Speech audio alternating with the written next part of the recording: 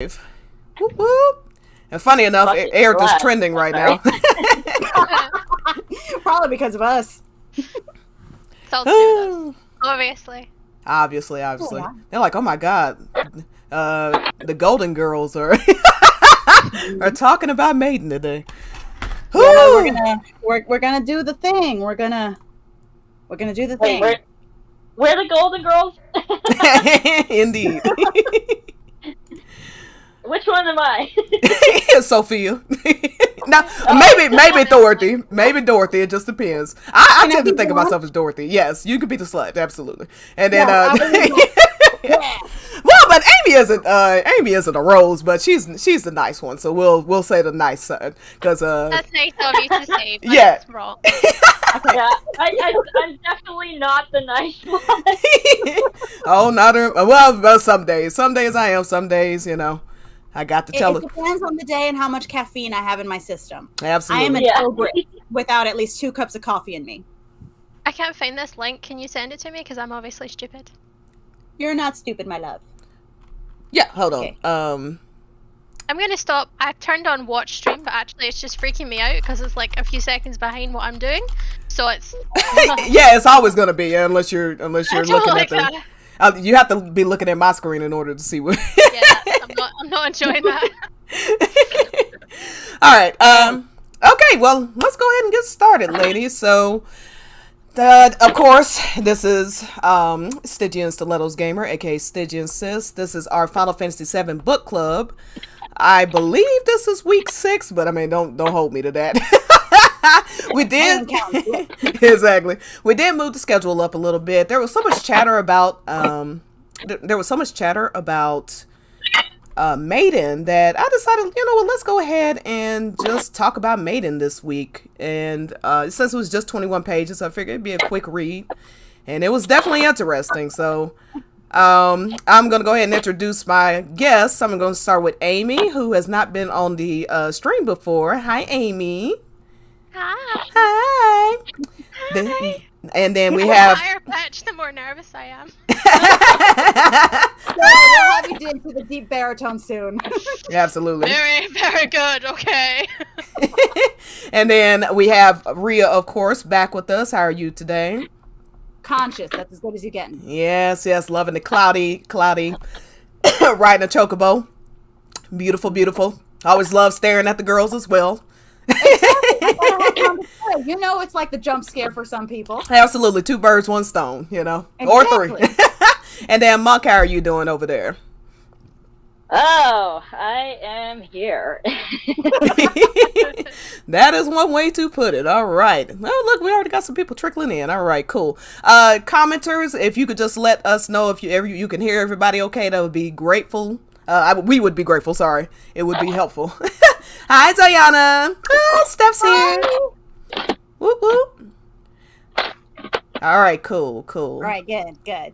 All right, now, so a little clicking on your side, Monk. It's a little loud over there. Oh, sorry. Don't know if you hiding a body over there or whatever's going on, but just if you are hiding a body, don't say nothing about it. From my earlier kill, I'm just dumping the body in the river. I'll be back. Okay, all right. You're fertilizing the roses. Well, see, that's an unfortunate joke to make in this particular. Yeah, that's true. Maybe I have to rework my job.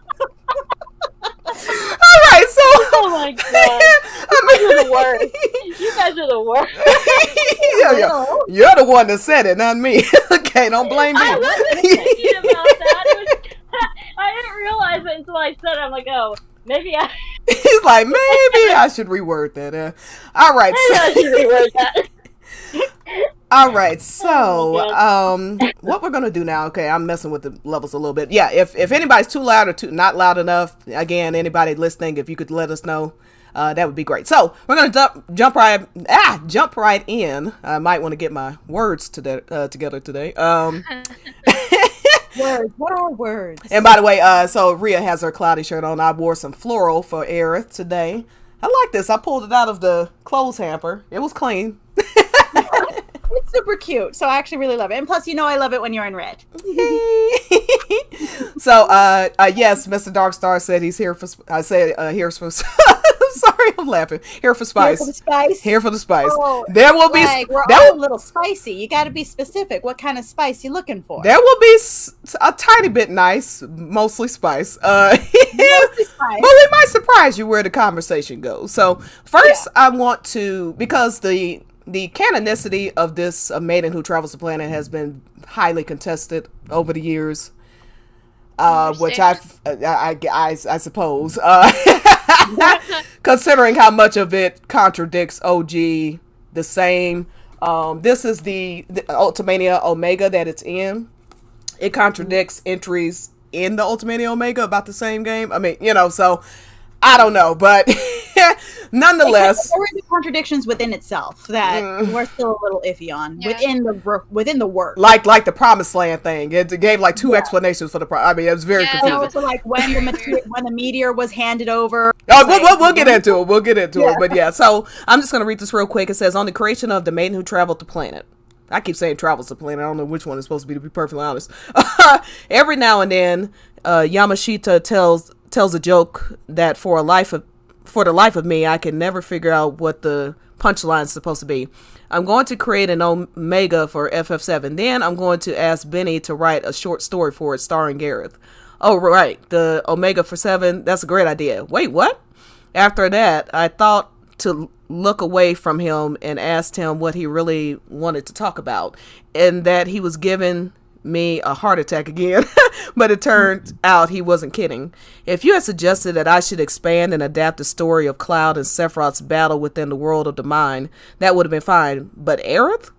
It's been 8 years since the game was released, and now I'm being asked to write an original interpretation of the story about this legendary hero who died so tragically. But I can't just turn tail and run away, can I? After the book project started, I spent more than half a year working on the concept with a few other books in between while having nightmares. When I felt like my heart was about to break, I suddenly found a book by Kenji Miyazawa that encouraged me. Or perhaps it was Midori Gusoko? I'm sorry if I'm messing these names up. I finished the story under the most pressure I've ever felt, and I'm looking forward to your feedback. So he clearly says right there, original interpretation. Short story starring, Aerith. And it was just based on what I'm reading there, not exactly his, like writing it from Aerith's perspective seemed to be what threw him off, not just like the final battle but anyway, I think it's clear that 8 years have passed by for poor Benny, because based on a couple things in here, like I said, there were some things. Yeah. So hey Lady Warrior, how you doing? Affection, nice to see you. Let's see, Adam Savage, hello. Hi, Adam. Hey, we know Adam. So I'm going to start off with a few positives that I wrote down. I want to start off on a high note. Oh, great. And then we start diving. Yes, I'm going to start off on a high note. I think the writing style was nice. I don't know if you called it a compliment. I think it's a compliment. I thought the writing style was pretty cool. I mean, now there's translation involved and stuff like that, but of course we understand that. Yeah. But I thought the opener was... Yeah, it's a beautiful piece of prose. It was really beautifully written. Yeah, beautifully written. And a nice start. He lingers a bit on certain areas, but and obviously it's not perfect with, style of writing versus content. Two different things. But yeah, I did want to say that this is not us attacking his writing per se, and it's not even us attacking him per se. It's just like when we're talking about canonicity and what makes sense with the story that we've been given, particularly, and again, he's working with just OG, just whatever information he was given. We don't know how long it had been since he played OG, if he ever played OG. We have no idea about any of this information. So I'm trying to give Benny the benefit of all those doubts, so I don't want anybody to take it personally against him, our critiques of this, because it really has to do with the content and the perception of this story with the fandom, and whether or not the perception meets the reality when you actually read this. And I think a lot of people who stand this might be a little shocked if they actually went in and read it and be like, why am I claiming that this is a clear tale? So Yeah. And then, well, this is a positive for us. It actually proves a lot of what Cloudys have been saying for years. And again, I'm shocked that the people who go on and on about this being canon. You can if you want to, but I don't think it's going to help you. But we're going to dive in. So yeah, we're getting into the nitty gritty. Yeah. So let me just give the overall. It starts off with basically describing Aerith's death. It gets into some pretty flowery language about how she feels. Now, this is important to say. This whole thing is from Aerith's point of view. She only has the information in her head, okay? So that is another thing to remember when reading this. It's not like we have an omniscient presence. This isn't like a third-party omniscient. It's written in third person, but it's only from Aerith's point of view. Yeah, third person limited, I think it was called. Yeah, so this is what she is believing Cloud is going through certain moments, and what the other people are thinking, blah blah blah. You know, she can only tell you her experiences in the moment. So it starts off with that. Then it basically goes through this series. She realizes she hasn't disappeared yet. She's curious why. She starts to think maybe my time isn't done yet.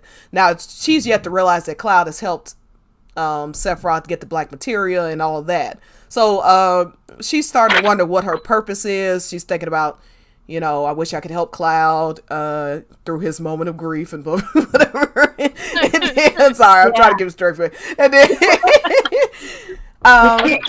straight face. and then she goes through this series of meeting different people who are dead. She first meets with the Avalanche group. Then she meets with Dyne, I believe. Then it is President Shinra. And then it starts going into, and last it ends up with Zack, who she then, by this time, she's trying to figure out a way to help Cloud because he's in the live stream now. And she's calling and calling for him, and she realizes that she can't reach him. And as she's thinking about, did she ever know the real Cloud and blah, blah, blah, Zack is manifested, and he comes in and helps her figure out a way to, and then she entrusts Tifa to be the one that saves Cloud, and it goes from there. So that's the summation of the 21 minutes. That's a very, very good summation of... Yeah. Very kind and level. So it's not gonna stay like that. Just a warning. No, it's not. We're gonna be honest. Yeah. Very honest. So as best as we can, ladies, to try to go in some type of order, let's do that. So what your first, the first things that you come across where, okay, so we know that, most of this is just about describing her death, as we said. It says... See the thing where she was sinking in the water, right? That it always brings to mind that bit where I'm thinking about how he's standing. It's like waist height, but she's sinking so far, and I'm like, is he standing at the edge? I've always I've always considered it an edge. I've always had a problem with that because the thing is, dead bodies don't sink; they float. I know. So, all right. Let's not go into a scientific. It was the weight of all her equipment that was, and all the equipment she forgot to unequip. Oh yeah. It was all her princess guard and all her armlets and stuff that you forgot to unequip before your final battle, and she jumped like a rock. And taking all the shit with her. I could have sold that. Sedorna said, it's her POV. So yeah. Oh no, I'm sorry, that was Zayana. And then Sedorna said, all I gotta say is Tifa's clearly only platonic friends with Cloud. Like, she's a pure virgin Madonna. That the incels tell me. That's hilarious. And then old man Sakaki said, Amy is a big fan of the book, I've heard. Yeah, I do agree. I think she is. Yes. Getting trolled from the comment section on your first appearance, so. I know, right? You see, it's because you got the Rose character when we were... Hang on, wait. Yeah, when we were deciding which golden girl we were. All right, so one thing, like, he spent a little too much time on describing her body floating to the end. I was like, okay, all right, we get it. Yeah, that's where it started to lose me, because even though it's the first page, it's beautifully written, but it's just like, but after a point, it was just like, okay, It's very She's pretty, dead. but let's move on. Mhm. Yeah. She's dead. She's floating. May she rest in peace. Yeah. And then, so the first thing that struck me, like if we're just talking about the opening, it says someone staring down at her. It was the face of a man whose heart is shattered to pieces. Now, this is a phrase I think he uses more than once, and the context is entirely different. It doesn't make any sense to me, but we'll get into that later. Agreed. But in all honesty, when it got to that point, there was even a statement made that, Aerith was happy to hear that Cloud. Trust me, we'll get into that. Trust me, we'll get into that. Until that point, it's just very much a da da dun da da dun da da dun. It's like an almost like a song on repeat. Like he's playing the same notes on repeat, and it becomes a wheel, and to a point where it's just you start losing yourself, and you have to reread it, and it's just like, okay, well, I have to re-victimize myself with her death just so I can get through it. Yeah. I don't want to re-victimize myself. Yeah, it oh, and I see what you're talking about, because I didn't know if that was earlier or later, but that's in the first bit. That is in the beginning. So the face of a man barely holding himself together amid his sorrow at losing her in his anger and hatred for the one who took her away. It was the face of Cloud. Okay, so first let me say why this contradicts to what we see. He does have a moment, he says the eyes are burning or whatever stuff. She'll never smile again. But yeah, obviously this is some prose from Cloud. I think largely I would be shocked if we actually get anything like that monologue from Cloud. I will pay them to take that shit out. I will pay them. It was the most awkward, sentences I've ever experienced in my life. And you're reading it and you're like, Cloud, I know you're not a poet, but this is but for you. Yeah. Because I think what's going on is they have to verbalize this stuff, but you can't see it. Whereas now, when you see chapter 9 and she's walking away, they could put the tear and then they reference it in the Ultimania to let you know, like, we're referencing the eyes burning, the fingertip stain. Yeah. So I think they don't need to go so deep into it, so cringy with it. But also, it kind of brings to mind that this is kind of the source of where this idea that when she passes, that's when Cloud starts to break. Mm-hmm. And it's like, no, within the context of the game itself, that's not the point. No, where he starts breaking. No, throughout the entire game up until this point, he's already fracturing. But that's not the point that he breaks. No, he breaks in Northern Crater. Where it came from. Yeah, this isn't like back up in Maiden, because he mentions this later, and he clearly sees that this was the moment, and this is clearly his own bias, I guess, or whatever it is, that this is the moment. So that's why he's written it, because he saw this as the moment. But like that's not what happened. But it's a little it's a little overwritten by the whole snowboarding 10 minutes later, and he's I'm like, hey, roll on the floor. And he's turned his sights completely on Tifa. He's clinging to Tifa. Your opinion, the only one that matters. All that stuff that he says to Tifa. You've been so good to me. I'm sorry to you, especially Tifa. Doesn't, when he thinks he's not a real person anymore, does he even mention Aerith? I mean, like, there's so much that doesn't make sense with the idea that he and Muck is our resident expert right now, because she literally just played through this. So Muck, I literally just played through this just a few days ago. I mean, of course I've played this game a million times, but can you? Aerith is not mentioned by name until after Cloud is like recovered. She's mentioned like right after her death, when you're still in the Forgotten City, and that is the last place she is mentioned until after Cloud is recovered, and you go back to Cosmo Canyon and you talk to Bugenhagen after you get all the huge materia and stuff. Yep. Aerith is not mentioned again until that point. Exactly. Yeah. Exactly. But Cloud, even though he's clearly shaken up by her death, I'm not going to be one of those Cloudies that goes, "Oh, her death doesn't have any effect on him." No. We're not saying that. Really upset. What we are saying is that is not what caused him to break. What caused him, he still, believed in himself because of Tifa. Like, Tifa was, he obviously was experiencing some doubts and stuff. But if you listen to his dialogue that he has with Sephiroth, when Sephiroth is showing him the Nibelheim incident, Yeah. Cloud is not even allowing Sephiroth to affect him. He says, when Tifa's the one freaking out and stuff, and Cloud turns to her, he says, "I'm not even paying attention to him. Don't even bother. Don't calm down, Tifa. Everything is fine. I'm not worried about him. You told me long time no see. Those words will always support me." So right now, all of his focus is on Tifa because she is his rock, and as long as he has her, he's able to hang on. But when she starts doubting him, that's when he falls apart. And that's the part that this book completely glosses over. Conveniently. Absolutely. Yeah. So Exactly. when we say it's not just a matter of, so we read to you Benny Matsuyama saying it's an original interpretation, but it's not just that. You could just read Maiden and see it clearly contradicts major parts of the story. As you mentioned, he mentions, because like they also say that he says about Sephiroth, he mentions Aerith, what he did to her, I'll never forgive him. Well, he has a whole monologue right before that about all the things that Sephiroth did to him. Oh, exactly. Killed his mother, killed his village, yeah, a whole battery of things that he got beef with Sephiroth about. And he's and Cloud. Wait, sorry.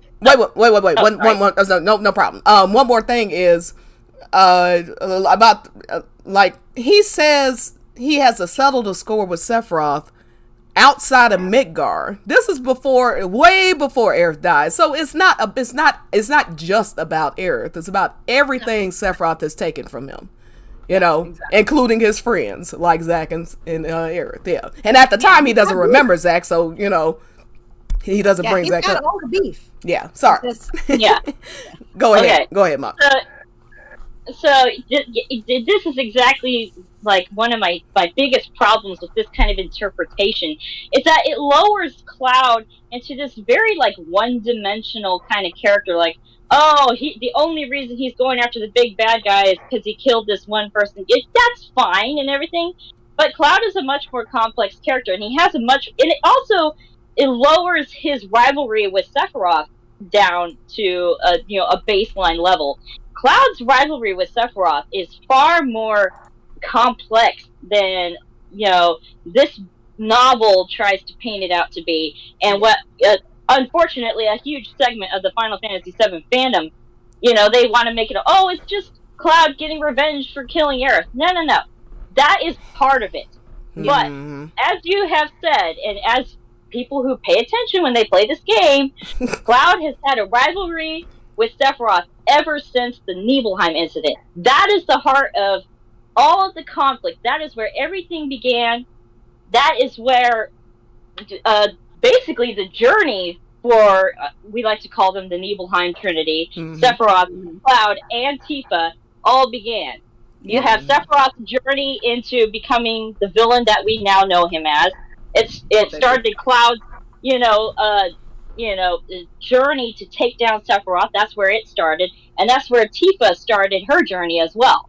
Yeah. So the way people try to gloss over the Nibelheim incident, like, that was just you, and aside, no, Cloud lost his mother, he lost his hometown, that started his whole back and forth with Sephiroth there in the Nibelheim incident, and it frustrates me to no end to see how many people are just wanting to gloss over that and push it off to the side for really a subpar version of the story. Yeah, because and what's funny is one thing they like to quote is some super old interview that is often twisted into what the meaning was, but they didn't want this typical story of, you killed my lover, and that's what they like. You killed my lover, and so I'm going to exact revenge. Blah blah blah. My name is Inigo Montoya. You killed my father. Prepare to die. Yeah. That's actually Tifa's line. That's Tifa's line. Exactly. She needs to have that line. Complete non sequitur, but she needs that line. She does. Yeah, she needs that line, like Final Fantasy VII is not that story. It is not that typical. It's not even a romance story, but it's certainly not that type of typical. I lost my lover of 3 weeks, and so let me go exact revenge. And the thing is, that's what they wanted them to play Final Fantasy VIII. Final Fantasy VIII did Clarith, but better. Which one? What? Which couple are you saying is Claire? Oh, okay. Let me not get off topic. We'll have that conversation later. Yeah, we'll have that conversation later. Okay, but yes. Charles said, "I hate the way they have Aerith treat Zach after he tells her what happened to him." Yeah. I know. Yeah, we're getting into that later. We're gonna get into that. Yeah. So notepad. We getting into it. We're gonna rip this one a new one. I can't. And then Bobby said, "I can't forgive the Claudia erasure." Of course, Claudia Stan over here. Aerodyne is literally one of the many bumps of the story. Yes, exactly. It's just one of the, like, for me, the only the turning point with Aerith's death is that shit really gets real. Like, oh shit, like somebody just died. Hey, this is serious.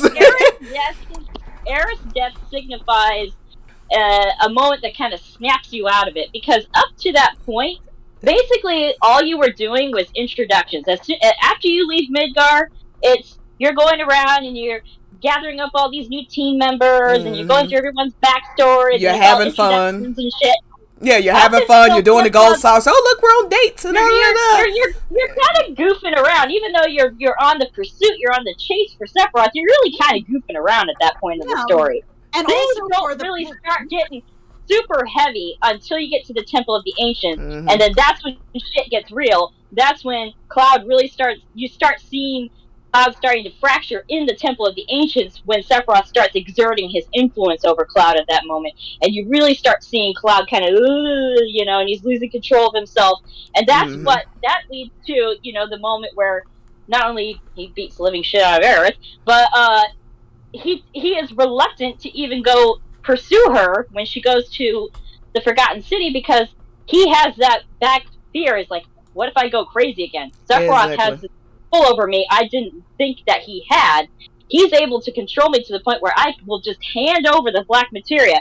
I don't want that to happen again. And he basically does what he does in Advent Children, and he shuts down. He's like, nope, I'm not going after the kids. I'm scared. I feel like a failure. And it takes Tifa and Barrett to get him to finally go and go after Aerith. Yeah, Tifa is always the kick in the ass that he needs. Yeah, go ahead. Tifa is always the kick in the ass that Cloud needs. Yeah. That's why he needs her. including when he killed Sephiroth in the first place. I mean, yeah, he was pissed off about his mom stuff, but when he saw Tifa lying there, he was like, "Oh, hell to the no!" And, he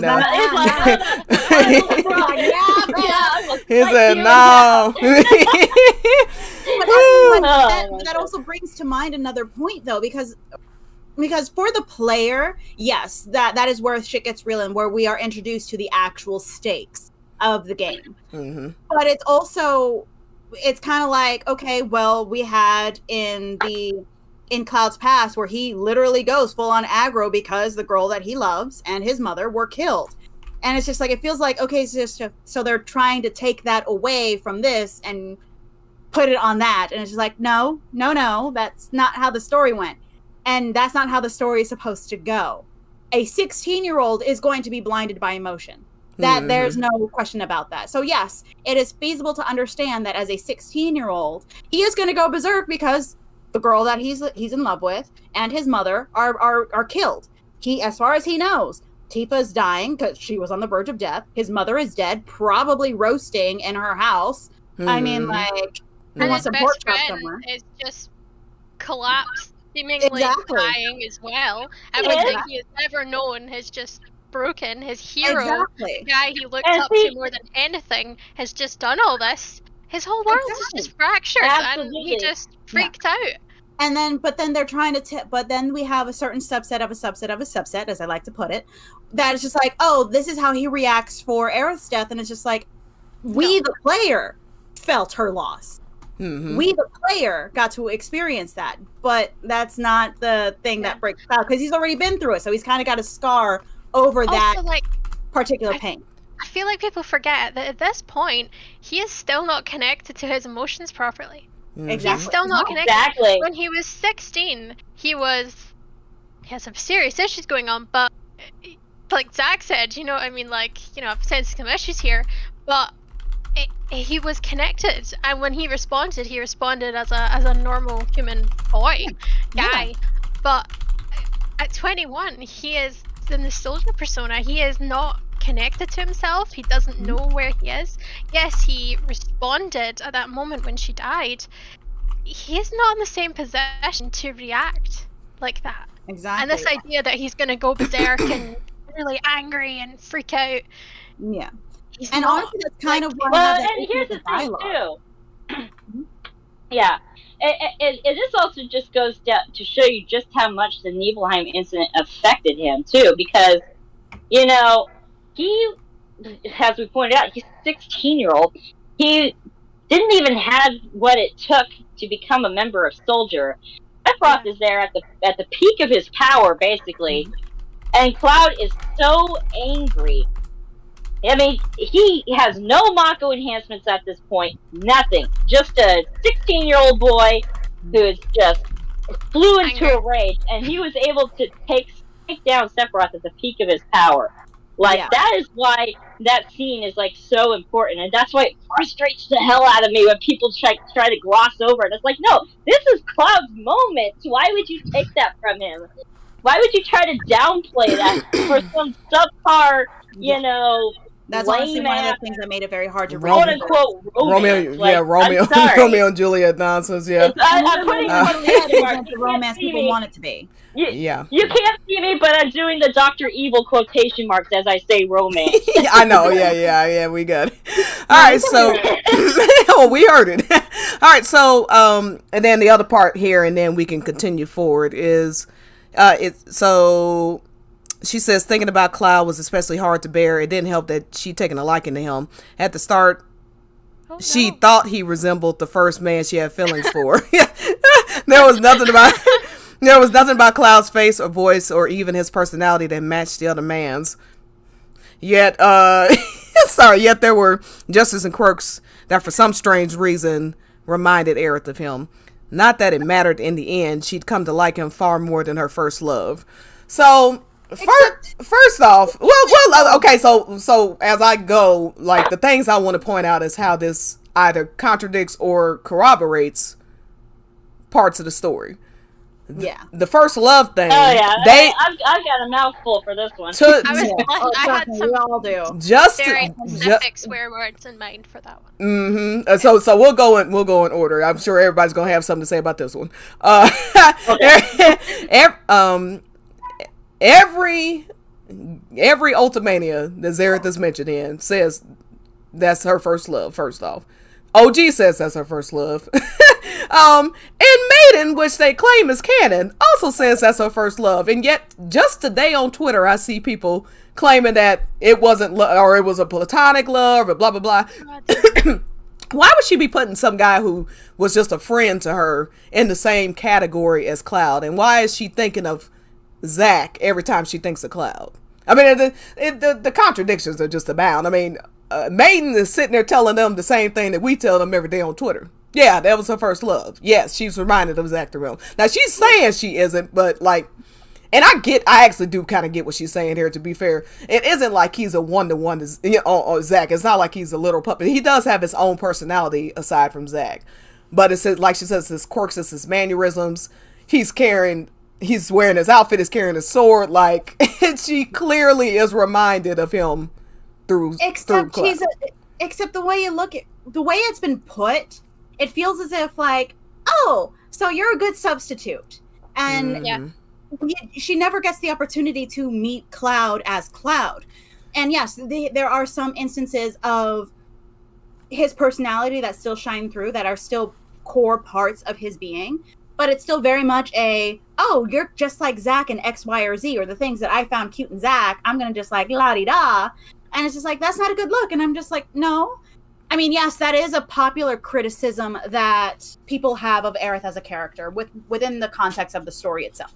Mm-hmm. That is a valid criticism with regards to the relationship itself. But the way that it's worded here, it feels just I found a better copy. I found a better version. And it's no. Yeah, it makes no sense. Like Zack 2.0, yeah. Yeah, and it's just no. Yeah, it makes no sense, because later in the book she says she didn't even know, which I'm gonna trace back to that when we get to that portion of the book. But they like to go on and on about this part, and I'm but even within the entire, as usual, when she's mentioning her feelings for Cloud, like the gold salsa date, 90% of the conversation is about comparing him to Zack. I mean, it's not. Yeah. So I don't even see how this helps them. Even though, like, yes, as a Xerath, I certainly would understand why this would piss me off. Saying that he, but even within this own story, it's almost contradicted by stuff that happens later. Exactly. Amy and Monk, if y'all want to step in, whoever wants to go. Yeah. Yeah. I remember when I read this, I felt like anger, and then I thought that is such shite. I was just like, this is so annoying. Especially when later on it's like, it is, like you said, it is contradicted. But this whole idea that she's like, yeah, that other guy, and there was just some things that were similar, and you're like, the gold saucer, she was talking about how, you know, there were things that were similar. She had already seen this. This makes it seem like she was just kind of like, oh, they were just kind of similar, like, you know, they said the same things sometimes, they had the same turns of phrase. The whole point was that he was taking so much from Zack that she saw it and she could see it. And this idea that it was just like this sort of fleeting sort of, oh yeah, he was just kind of similar, like, that just... It doesn't even do OG era justice. I mean, it just makes her seem like a. It just makes her seem like a flake. Horrible. Yeah, it does. It makes it like Lucretia. I will say Lucretia style. We're getting into that kind of. Yeah. And I'll go on like full on rant if you let me. With regards to Lucretia. Oh yeah. I mean, like. Yeah, we're trying to stay on topic. Yeah. But yeah, it make. I'm like this part of Maiden is just like I just died, for God's sakes, and this is what I'm thinking about is. Yeah, it's like not like I was murdered or no.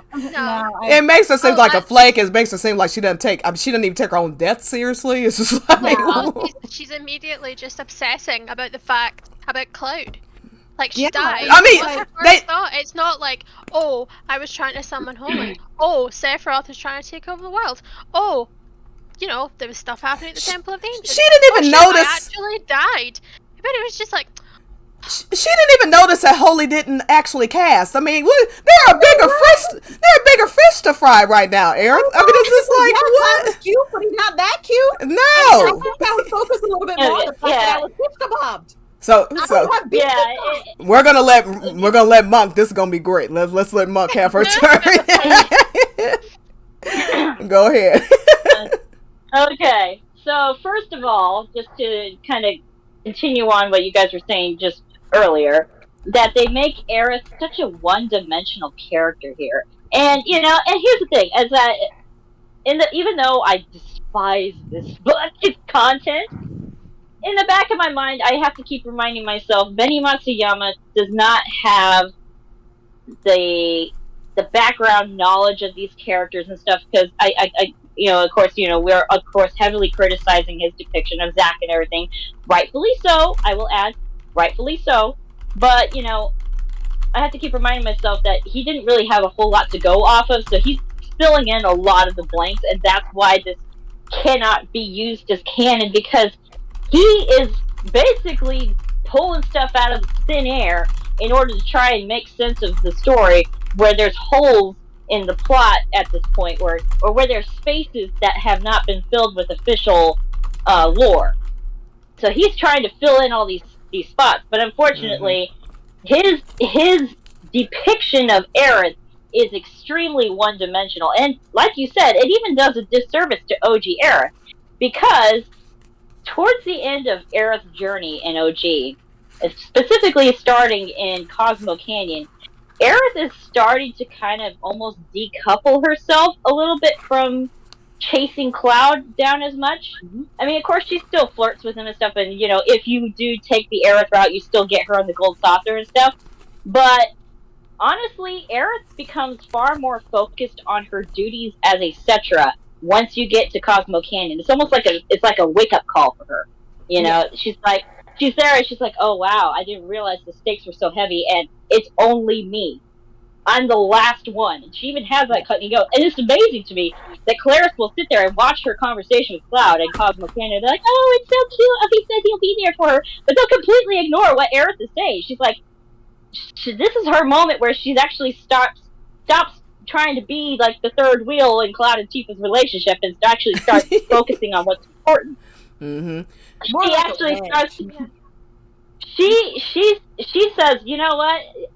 That's when she really starts focusing on her heritage as a Cetra. She starts inquiring more, trying to learn more about her abilities and what she can do to stop Sephiroth.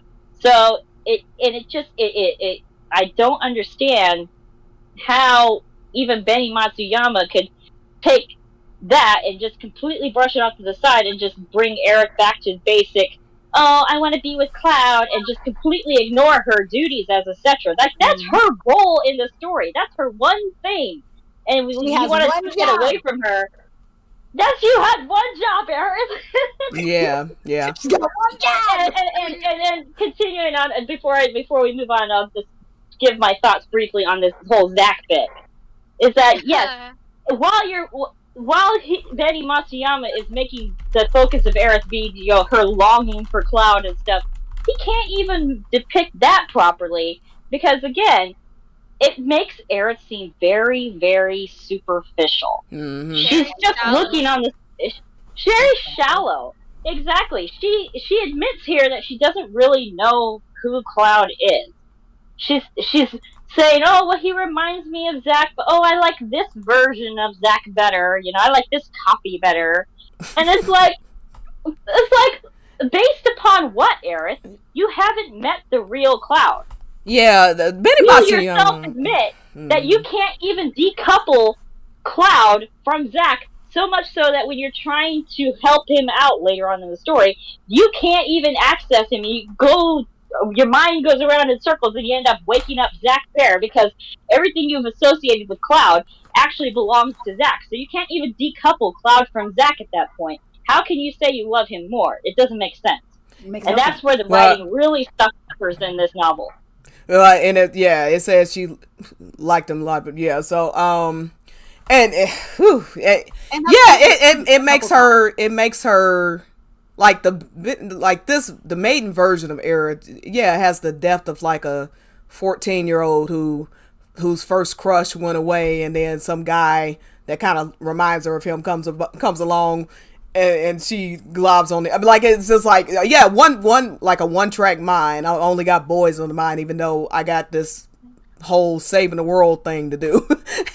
So even after I've been murdered, all I can think about is I wanted to be with this guy. It totally cheapened her whole arc, because it was really like OG Aerith had a lot of issues. Like, it was nice to see her going from someone who was clearly kind of running away from who she was and who was kind of self-absorbed, to realizing that she had a much bigger part to play in the planet, and that her own wishes were actually not secondary, but they were really important in terms of what the whole planet needed, in terms of what everyone needed, and that she was intimately connected to everything. And then to just be like, she's died, she's now part of everything, and she just goes back to being tiny again. You're like, that's terrible. Like, you made it, the game took her from someone very small and made her someone very big, and then Maiden just took all that bigness and just shrunk her down into this little shallow puddly person. It was like she was an ocean. They made her an ocean, and you have drained everything that was good about her. Good job, well done.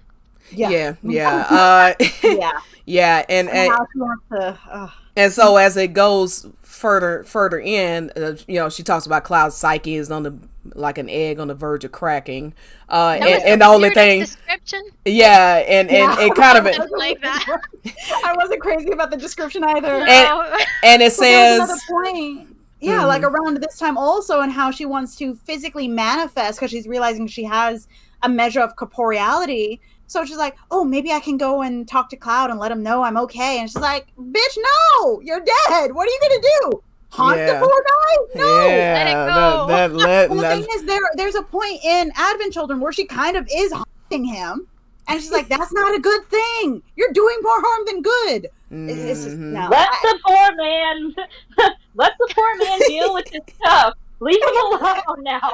Leave him alone. It's like an ex that isn't accepting the fact that they're an ex now, and it's just like, bitch alone. No. And Like- what's even worse is that she's not even an ex. She was never with him, and she still won't leave the poor guy alone. I know. Yeah, this. I mean, it's just Maiden is insane. So, it goes on. You know, she's talking about, and they contradict themselves even within. Like Benny does contradict himself even within these parts, because on one hand he makes it sound like, oh, she would have sacrificed her life to save the planet, of course, blah blah blah, which great. But then it also kind of implies later that she said for Cloud's sake there was no other option. It's okay, so wait a second, so are you saving humanity because that's the right thing to do, or are you saving it because you're want to be, you know, the guy you want to be your boyfriend is still alive? I mean, which one is it? It's just like, pick one.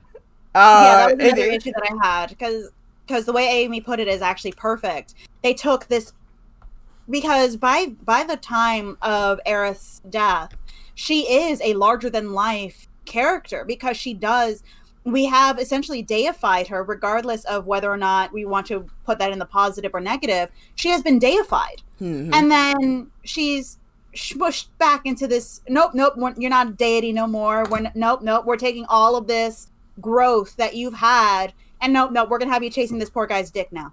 You're gonna want him to get his dick. Even in the afterlife, you will never leave this poor man alone.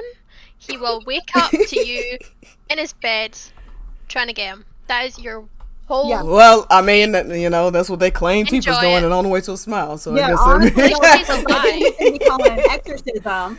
And be like, and maybe I that would tie into Vincent's original job, where he was like a paranormal investigator. Be like, please That's pull like a John spiritual Constantine and restraining exercise order.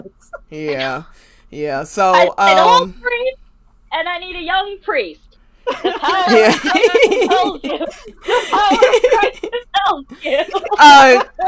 One thing I did notice, and probably another reason why they glob onto this a lot, is because Whispers are mentioned, and so is the word hollow a few times, which I thought was pretty interesting. And Whispers is actually mentioned in one of Aerith's profiles too. Like Turquoise Hammer, who did the translations, great big thanks to him for the translations for this. And he's a hero. and Odysseus looks like he cleaned it up nicely and put it in a format to where, you know, you basically can read it as a book. So thanks to him as well. He just a side note, he did mention that there were always these talks of fate and destiny, and even some moments where these certain words were shown. I think there might have been a description of him being hollow after losing that. But even if that's the reason they talk about it, and the reason it comes up is because there's this part that says Aerith surmised from the whispers of the planet that there may be a way to prevent the worst from happening, something like that. So it mentions Cloud being hollow a couple times, but and it's talking about, and it even, well, maybe I should just, when I get to it, the point being that Benny starts out saying that the reason he's shattering is because he lost Aerith, but then he acknowledges later that that Cloud being in a hollow state was the same way as he was when the first time that Tifa woke his mind up. I'm like, okay, wait a second. And then as you said, there's a part in here where she says that it's his death that is keeping him together right now, because he has this fury about getting revenge from Sephiroth, just conveniently glossing over again everything that happens between her death and Northern Crater when he actually collapses, and why. Yeah. So all of this contradicts the story. And it's just like he was, yeah. Mm-hmm. he was fairly calm. I mean, I'm not saying he was happy. I mean, obviously he wasn't happy, but he was like fairly. It's almost like he was narrating how he was supposed to feel, and that's how he was narrating it. That's the only way I can make that dialogue make sense. It was like, you know, Aerith dies, and it's like, this is awful, but we still have this thing we have to do. They are focused, so they're still going on, and I'm sure everyone was upset, but it's not like they all had to collapse. I mean, they made it all the way to I was made a comment about this the other day, like, they made it all the way to the Northern Crater.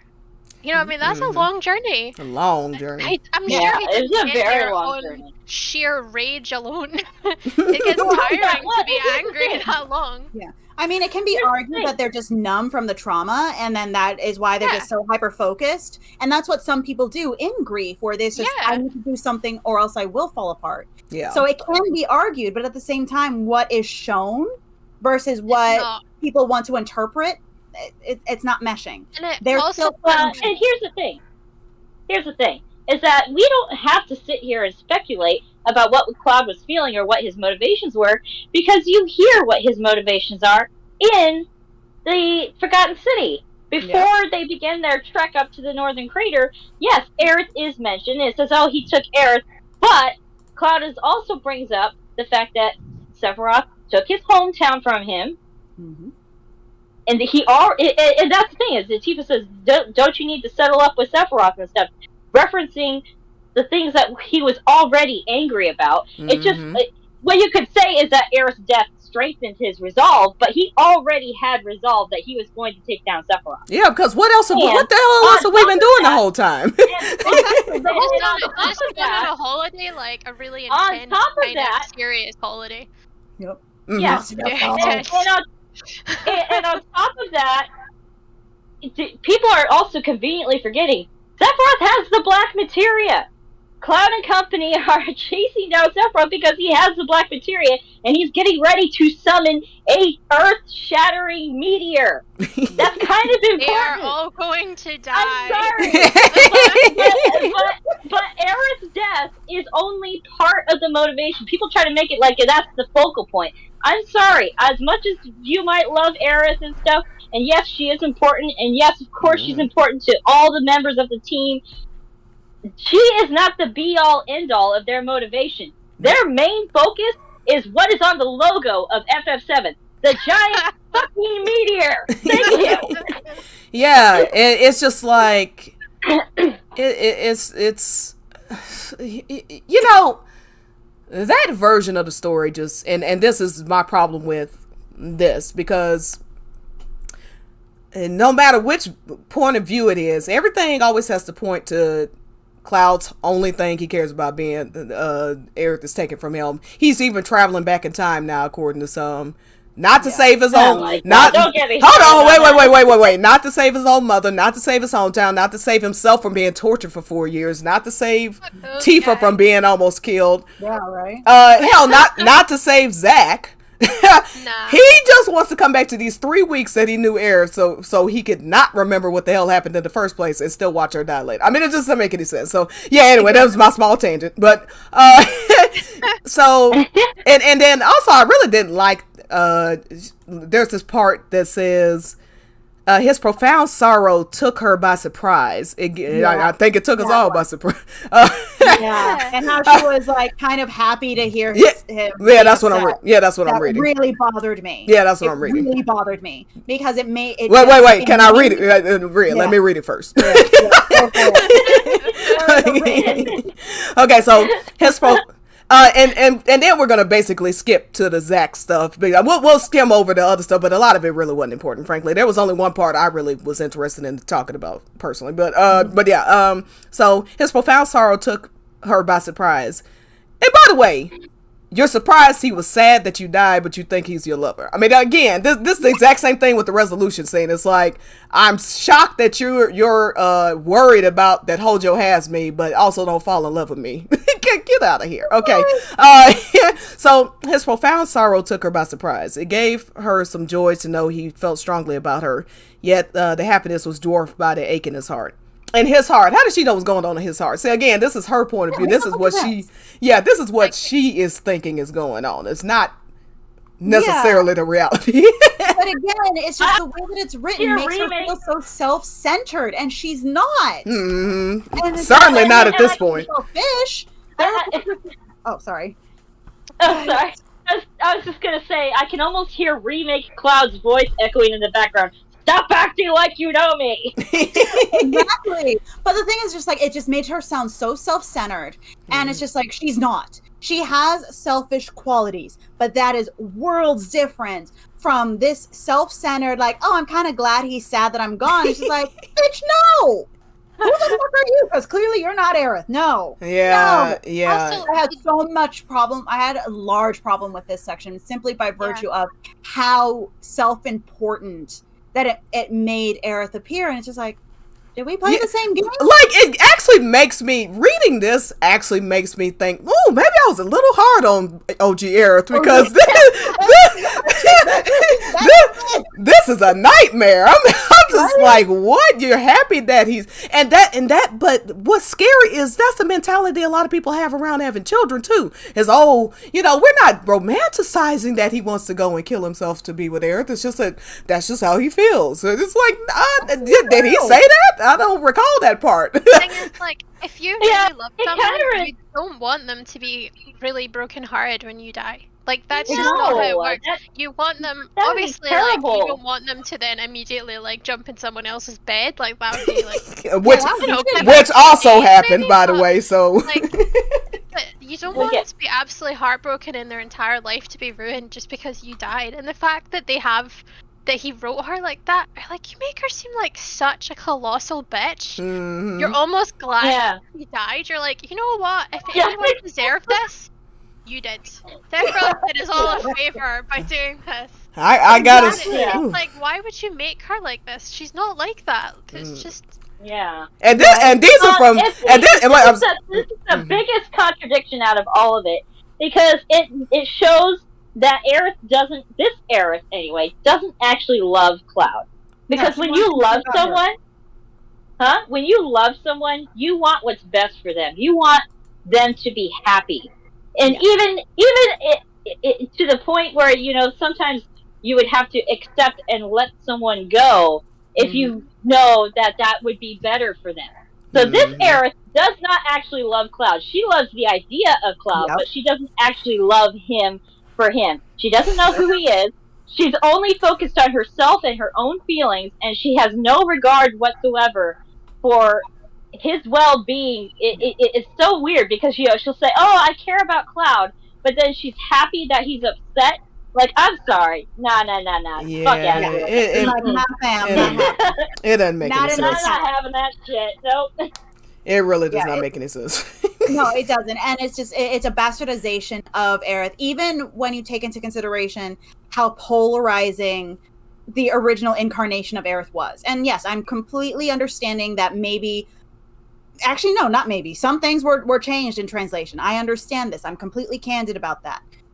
But no matter how much I hate the original incarnation of Aerith, even that version was not this self-centered and this self-important.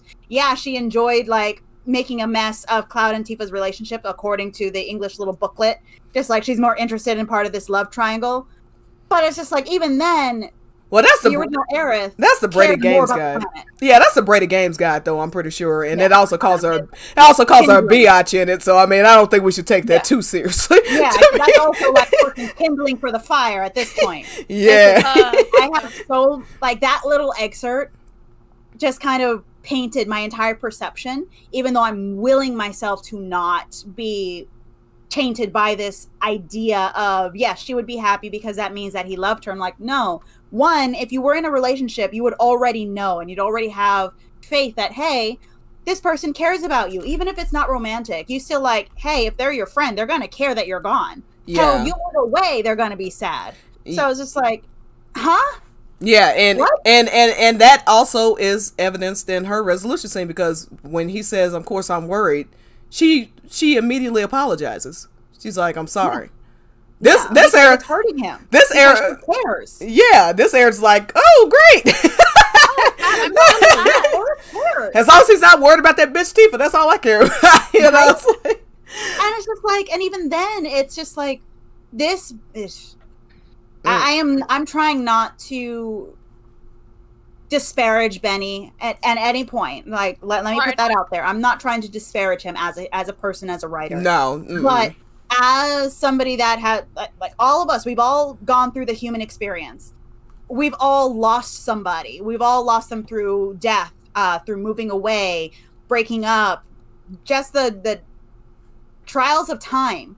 So it's just like, even in like a more superficial relationship, you'd still feel bad. So it just makes no sense that one, she's enjoying the fact that he feels bad. Yes, it's dwarfed by him being oh, he's hurt. I'm glad he's hurt, but I'm sad that he's hurt. Yeah, it's a mess. It's a mess. So I think we can safely say that. Repeating myself over and over again with this. Yeah. And then, as I mentioned, they mentioned just briefly the Promised Land here. It says, the Promised Land is where I am now. Yeah. It's the place where everyone goes in the end to return to the planet. But then it says that Sephiroth's looking for his Promised Land. Why would he be looking for that if he's already part of the planet? I mean, I just... Exactly. It's like... Yeah, it said, like, Genova's Promised Land is in the Northern Crater. Yeah, Genova... Yeah, sorry, that's what it was. Genova's Promised Land was the Northern Crater. It's like, okay. Yeah, so it's just like, is it the afterlife or is it something else? Is it like, okay, everyone gets their specific room, we're going the supernatural route where everyone has their own heaven? Like, what's going on here? You need to explain this. And again, to be fair to Benny, I mean... You ask me what the hell the Promised Land is right now, I'm be like, my best guess is where people are meant to be, like where they're happy. I don't know, something. I don't know. I'm just going based off of what they say about what Cloud's Promised Land is, which is with Tifa and the kids, and then exactly. And then it says Zack and Aerith are back in the planet where they belong as well.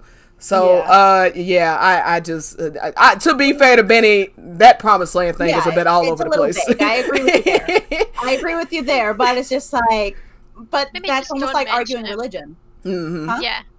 Maybe it's like, maybe he should have just left that bit out. You know? Yeah. I'm kind of a firm believer that if you don't really know what it is, just don't mention it, because it just looks weird. You're like, okay, so she's talking about being in the Promised Land, she's in the live stream, so you're naturally making the assumption that, okay, well, fine then, Promised Land live stream, easy. But then it's like Northern it's like he's having a theological discussion with himself. Like, he doesn't know, so he just kind of put both in, just like hedge his bets and hope that people would make the connection or not make the connection, like whatever. Well, it'd be easier not to make the connection if it wasn't only 21 pages. I mean, it'd be a little, if it was a whole book, maybe we would not make that connection. But it's like pretty cool. Yeah, you're like flip the page. You're like, what? He makes a good point as well, and maybe this is something we should put into perspective, because it also, there's some criticism to be had possibly about the writing of the 90s OG in general. He says, for me, it just feels like Benny didn't really understand certain lore and didn't really know how to write from a female's perspective or understand the female psyche really well at all. And that might be some of what's going on when we talk about the caddy thing between Tifa and Aerith. These are 90s things that often men were writing these things. Okay, yeah. Because they don't talk to women. Like, if they were to sit down and talk to a woman, maybe they'd be like, maybe this is not how women would actually do the thing. Okay, exactly. And now look, plenty of women like that stuff too. Plenty of women watch reality television, blah blah blah. But that may be something to factor in. But literally, when, like, my mom will always call it trash TV, and she's just like, she's looking down on the people that are that shallow. It's not like you're holding them to the same standard as yourself. Because one, it's overacted, and two, you're certainly not going to want to make your idealized video game heroines like trashy Jerry Springer guest. You know what I'm saying? Exactly. Yes. Like, you don't watch this trash ain't the goddamn TV for Steve Wilkos show, so let's not make this the goddamn Steve Wilkos show, okay? Oh, yeah. So, so that's certainly something to keep in mind as well. And, I'm just glad all that is gone. I can say that. Because women are in more spaces now. There is no male dominated space anymore. Thank the gods for that. But so now we're part of the discussion. So now when you look at the original incarnation of Aerith and Tifa's relationship versus now, it's very much women had something to say about that, because if you're going to say that they're friends, they're not going to do that to each other. We look down and we disparage people that betray their friends like this. Absolutely.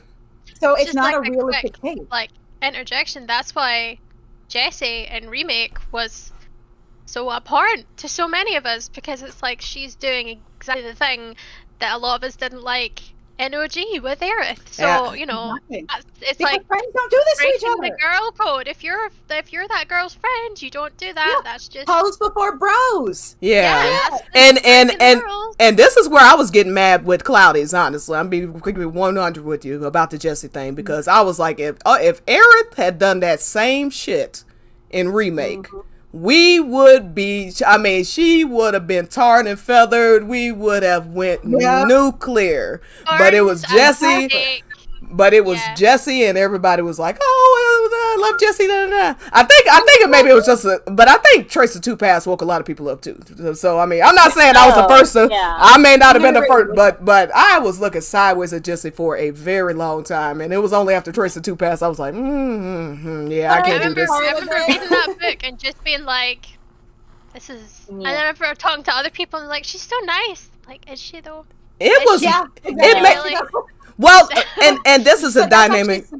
Oh, sorry, real quick. This is the dynamic that, just a real side note that Monk mentions about, you know, like how close Aerith and Tifa are now. If she would have turned around and do something sideways to Tifa, it would be even worse than OG, because like when you read Tracer 2 Pass with Jesse and seeing how much Tifa admired her, and then for her to be doing this right under her nose, I mean, it was like such a stab in the back. It was just like, ugh. So yeah, that's why It's one of those things where you really feel for Tifa, because it's like she can't trust any of the females in her life, because Can't trust men, can't trust women.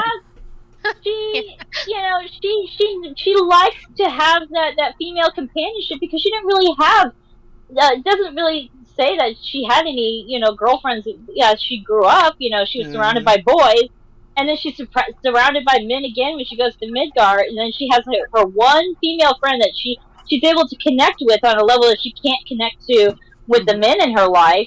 And then they turn around and do this to her, and you're just like, Tifa can't catch a break. Yeah. She's surrounded by these backstabbers. Like, what the hell? Yeah, and so that's and so to give Remake Aerith credit, like reading the portions of this about Tifa, like where she just basically glosses over Tifa and just showing to be just, it's like you just don't even give a damn. Do you even care about Tifa? Like this girl was crying over you. Like so that's another thing that made me mad about the maiden Aerith. She's so focused on her perceived affection for Cloud, which she can't even figure out what the hell it's about, because she keeps saying it's not about Zack, but then can't name anything else. Exactly. And it's like, but she's got, and Tifa's supposed to be her best friend, so. Mm-hmm. And yet she's barely a thought. She has more interaction with Jesse than in this, and she never even met the girl. She's having. That's actually That something really when I was- irritates me too.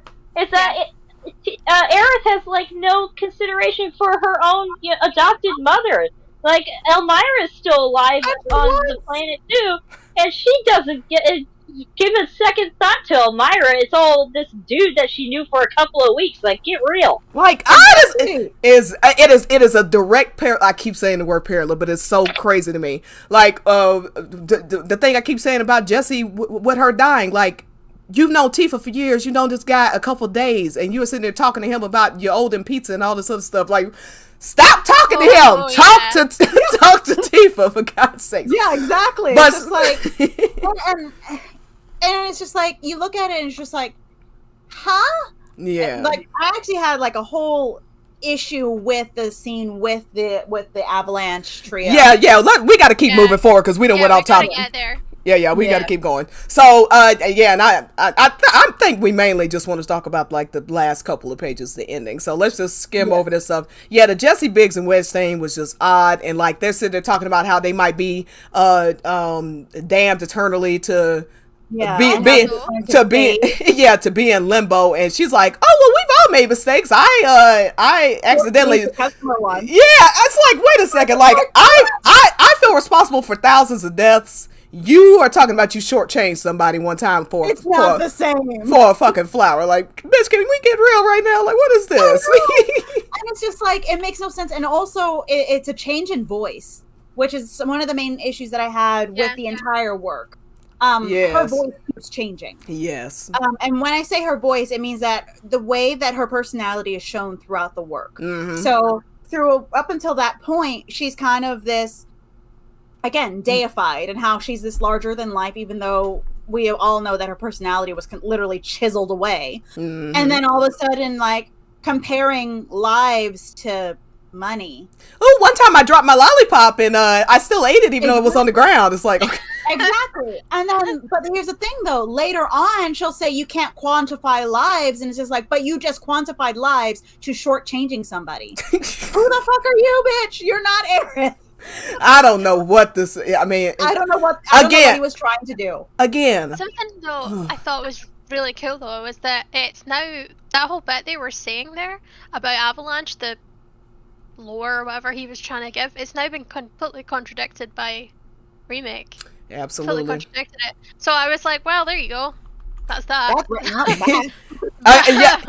back. And thank you for pointing that out, Amy, to get us back on track. Absolutely. Another thing that's contradicted by the story that we have. Now, I mostly was focusing on ones from OG, but because, yeah, like, he just basically asked us. I mean, there's nothing to really say that if you didn't. Basically, they're turning this into, like, a Catholicism type religion versus, like, whatever is going on in the Seven world, because you have this concept of heaven, hell, and purgatory. You know what I'm saying? There's some idealizing of almost, that's the best way to put it. It's like they're idealizing this concept of Catholicism without fully committing to the idea of Catholicism. Exactly, because when you run into Dyne and you run into President Shinra, which we don't have to go into detail except for we don't, the whole they make this Death Note point. I don't know if I just spoiler alert for Death Note. At the end of Death Note, when the main character dies, he just ends up in this field with a bunch of, like, orb things. Like, it's basically saying that even though he was pure evil and Light was pure good and all, like, everybody just ends up in the same place. And so that's the point that Dyne and President Shinra make. Like, you know, you lived your life in a positive way. I was a monster, and yet I actually have two rants to make, very short, about Dyne and President Shinra. First one with Dyne was that I thought it was, I don't know, interesting that they had her pretty much completely, he had her completely redo her callousness towards Barrett. Yes. And it was like, it's like, what did she do with Barrett? Let's just put that here. And it was like she was being such a bitch to this man. And like, this man has just lost everything. And supposedly, they made it seem like she was there and she heard a story. Like, why are you so unsympathetic? How come you're so unsympathetic to this guy? Which was just boggled my mind. And then the bit with Shinra, I just, for fuck's sake, man, shut fuck up. He was just going on and on about, like, his evil plans and how he'd went in and how Shinra had went from here into there, and she was just standing listening. Like, why is she just standing listening? She hates this guy, and we're having to stand and listen. Exposition. Exactly, and it's like literally nobody cares. And it was almost like he had been told he had to have like 2,000 words, and he had got like 1,500, and he was like, shit, how do I fill this up? I know, I'll just have Shinra just give us his monologuing. And that'll fill it up. And then he gets gobbled up. And she's so busy talking to rando people that don't matter, dying. Well, like, what is it that she doesn't even notice that Sephiroth has just cast a goddamn meteor? Right? Not noticed. Exactly. She's meant to be, like, connected to the planet, and she has no fucking idea that the biggest bad guy is just chilling, like sucking souls into himself like some sort of weird slug creature, Hoover, and she's just like wandering about, just like chatting with people, just like, oh hey, how are you? You were dead. I guess I kind of knew you. Like, yeah, it's like they you know, the way that some fans, I'm not gonna say all fans, some Aerith stands are like, yeah, and she is a big part of how the planet is saved, of course. But the people particularly who do that and then love Maiden, I'm like, she's so busy thinking about Cloud and and talking to bad guys in the afterlife that she doesn't even notice that the world is ending. Like, these two things do not go together. So what about this do you like exactly? That is what I I have a working theory. That is what I'd like to know. Well, I have a working theory. This is my theory. I think that a lot of that scene, or a lot of those scenes from the Avalanche Trio to Dyne to Shinra, is basically Aerith is being used as the proxy. So basically, it's Benny using Aerith as a way to kind of reprimand and scold. But at the same time, it's just, and again, this is where we lose Aerith's voice, and then it's just this other amalgamation wearing Aerith's voice. Yeah. Yeah. So, and then when you go through it, like for example, with Dyne, it's just like you said, there is no sympathy. He has gone through some of the most atrocious traumas. No person should have to go through these things. So it's understandable why he became what he did. You can understand it, be sympathetic, and still condemn it, but you can still be understanding. She don't give a shit, and it's just like, hang on one second. I know you have Aerith there as the person listening, but that's not how it would go. And then she's like cutting him off and cutting him down at the knees, and yet she's letting freaking Shinra ramble on, and it's just like, if you're gonna cut anybody off, cut that motherfucker off. And then he gets slurped up. When we started off with Barrett and she started doing that, it was like, oh, she did it once. And then that was that. And she did it once, and then you could be like, okay, that's that. But when she then meets another man, she's already knows this man's story. At least before with Barrett, you could argue, well, she wasn't fully aware of everything that happened to him. She knows. She's literally seen this man kill himself, apparently. And she's still being hurt. Yeah. Yeah. Exactly. And it's just, it makes no sense in that it's, basically she's essentially becoming almost a Madonna figure. Like she's the Virgin Mary when Catholics go to confess or they want to talk to God, they will talk to Mary or they'll talk to Jesus. I'm rusty on Catholicism, forgive me. But it's just like, so they are unburdening themselves onto her. But then they kind of have her like fall short of this Madonna figure that that Benny is trying to portray Aerith as, and he's falling short. Because again, she is not forgiving, she's not understanding, and she doesn't have these traumas to kind of relate. It just and it depends on the person she's talking to, because she's because she's completely unsympathetic with Dyne to the point where I was actually kind of impressed by the way she stuck up for Barrett, honestly. But then she lets freaking Shinra ramble on and on and on and on and on. And then she's handed to them. It was Shinra, and she just kind of was like, "Oh, continue, yeah, go ahead." I like the actual evil dude. Oh, just go ahead. Yeah, exactly. It makes no sense because like, if you're going to listen to somebody, listen to Dyne. Don't listen to Shinra. And I'm not going to lie. Tell how he feels. And Shinra. Like, shut Shinra up. Kick him. And then they make her seem mature in the conversation with Dyne. She seems very mature and then she sounds like a freaking teenager when like, I'm not listening or you're wrong, and it's just like, no. Or talking to the Avalanche Trio. They're talking about confessing their sins and how they feel like the reason they can't move forward, blah blah blah. She doesn't give them any. She's just like, yeah, well, I sure changed somebody one time. It was a mess. Her voice keeps changing. And I understand that one of the main criticisms that a lot of people have with regards to OG Aerith's incarnation is that she lacks consistency because she was originally written as a plot device. That was how she was originally written. Now, not so much. But with this, it's because her voice wasn't consistent. Now, even the works emulating her are flip-floppy, but this is done so badly.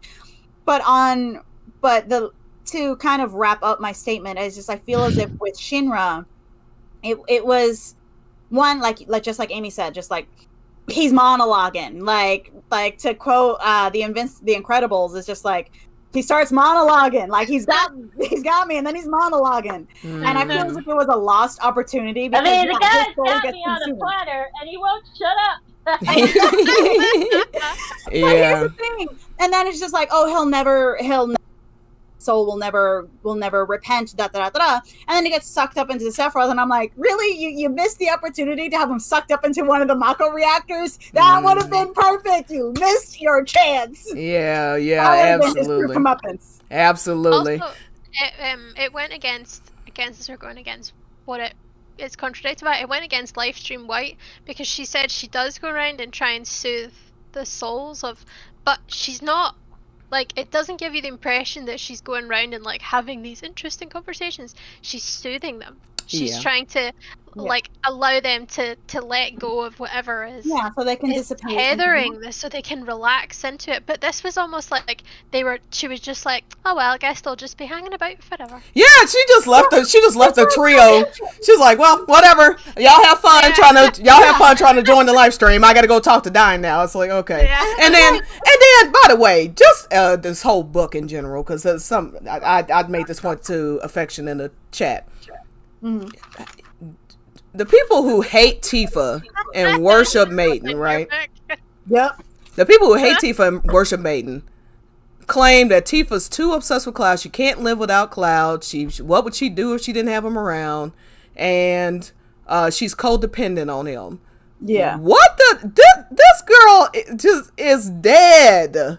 And all she can think about, and she just keeps going back to Cloud. Like, okay, so, but then also not paying attention. Like, she's so in love with Cloud that she's all he can think about. But then she's so busy talking to bad guys that she isn't even paying attention. Maybe that's why she didn't know that Cloud was really in love with Tifa, because maybe she clearly wasn't paying any attention in this between what happened. But her own idea of what things are supposed to be. Yeah, like once she died, it was just like she died. Sorry, and then Meteor was cast. She didn't see the whole thing where Cloud is snowboarding and having all these moments with Tifa. It's probably for the best that she doesn't know that he was snowboarding and trying to get that high record. Yeah. I mean, Cloud is wiping out on the mountainside, and what's Eric doing? Oh, she's got her thumb up her ass, and she's talking to Shinra. Like for pages and pages. I'm like, okay. Yeah. And so it finally gets to the part where, because this is where the juicy stuff is, and then we can, you know. So I'm gonna read through some of this real quick. A hollow shell. Cloud ended up alone and forsaken in Midgard. Afterward, he encountered Tifa Lockhart, the real Cloud's childhood friend. Upon meeting her, he instantly transcribed Tifa's image of him thanks to the memory duplication ability Jenova had. So basically what it sounds like she's implying here is that the Cloud stripe that she knew is based solely on Tifa's memory. That also is a contradiction of what they say in this exact. So much. Yeah, let me read what. Shoot.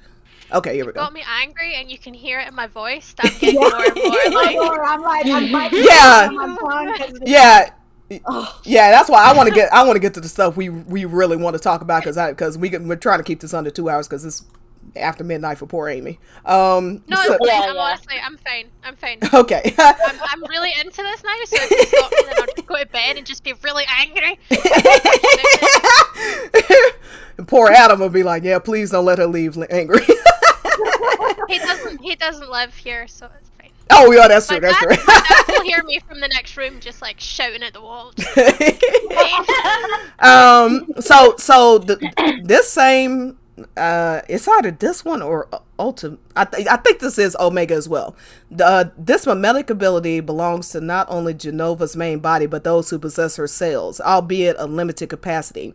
Just prior to the beginning of the story, Cloud was in a state of spiritual collapse, yet he seemingly reverted to normalcy immediately after meeting Tifa. This is because Jenova's cells inside him use their mimetic ability to read the image of Cloud and Tifa's memories, as well as his own ideal version of himself, constructing them into the entirely new personality. And Bottom says an entirely new personality.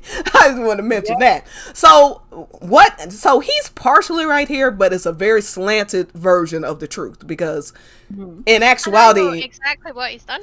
Mm-hmm. And that's not a coincidence. The way that he glosses over Tifa's importance to Cloud, like, and I get it. I get why Tifa haters do it and Clara stans do it, because you can't accept Tifa's role in Cloud's life and think that he would ever run off with Aerith. I mean, you just can't. Mm-hmm. So I'm seeing the Cleric side of him come out when I read something like this. When the same passage is in the exact same Ultimania saying why he has the Jenova persona, and then he puts in quotes the real Cloud's childhood friend. What the hell does that mean? Yeah, exactly. It's just like, what you doing? Yeah, so you that can was definitely see the bias in those quotation marks, and honestly, I hated those. Like, you could read so much between those quotation marks. Oh yeah, and let me add to this. Real quick. This isn't the only time he puts those little quotation marks, and the other time that he does it It's very telling, and you can almost taste the salt coming off the page.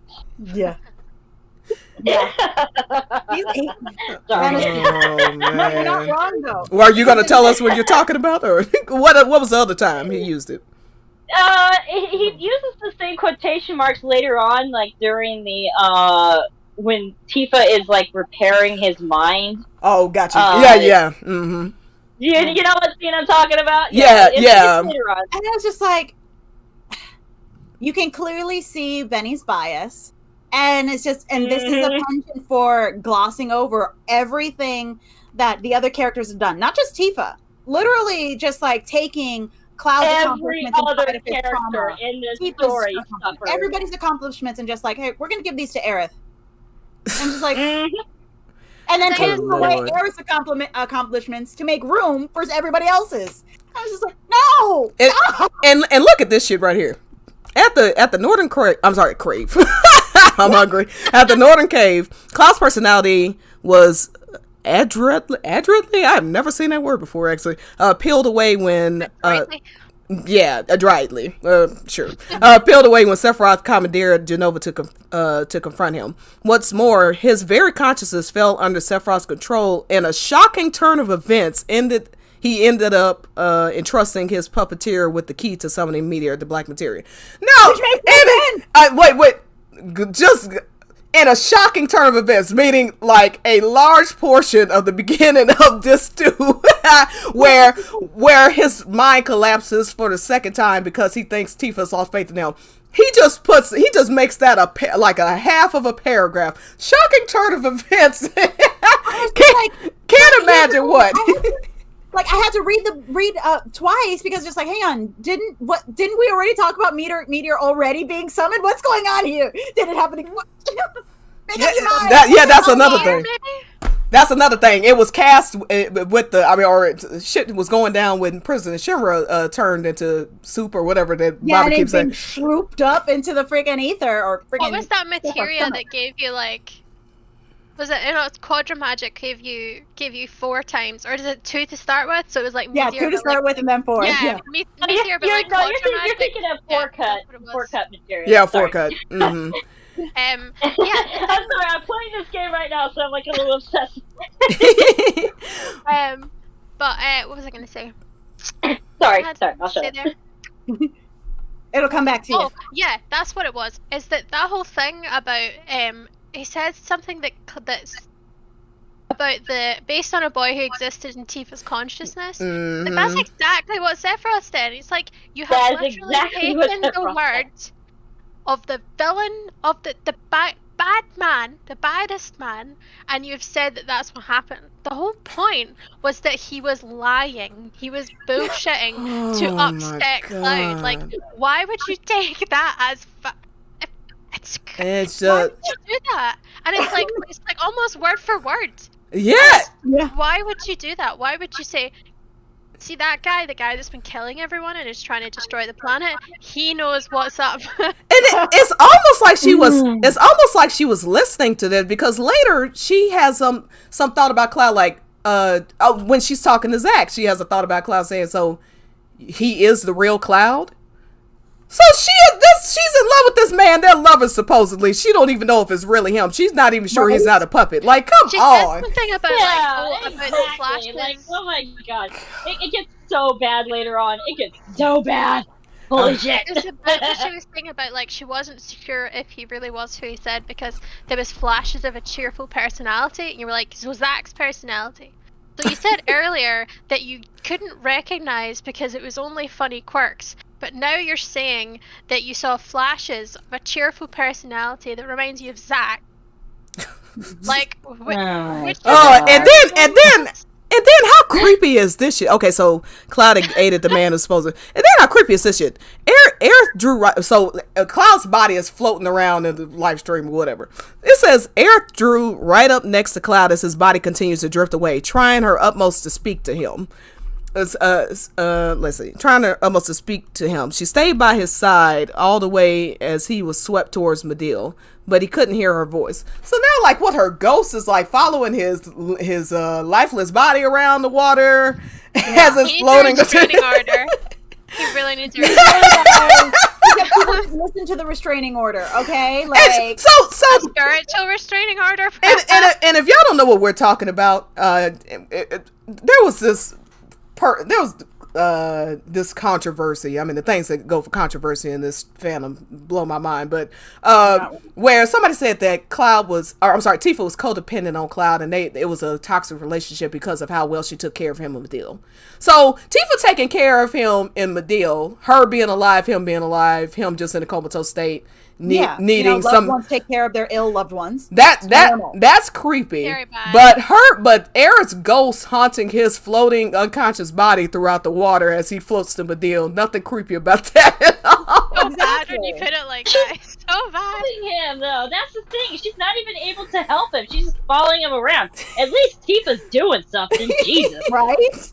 I mean, The way that her taking care of him is creepy, and she's like, I'm a caregiver, okay? Like, the reason I started my own businesses plural, in order to maintain my household is because I am a caregiver. I am taking care of a disabled parent. I am essentially helping taking care of my partially disabled brother sometimes. codependent. So just, like, to be called like codependent and have that be toxic, I'm like, I'm sorry, huh? Yeah, it was everyone that's taking care of a disabled family member, everyone that's just that is there for a child, everyone that's like people that are in the medical field. We're all toxic. I took care of my dad in hospice. I took care of my grandma.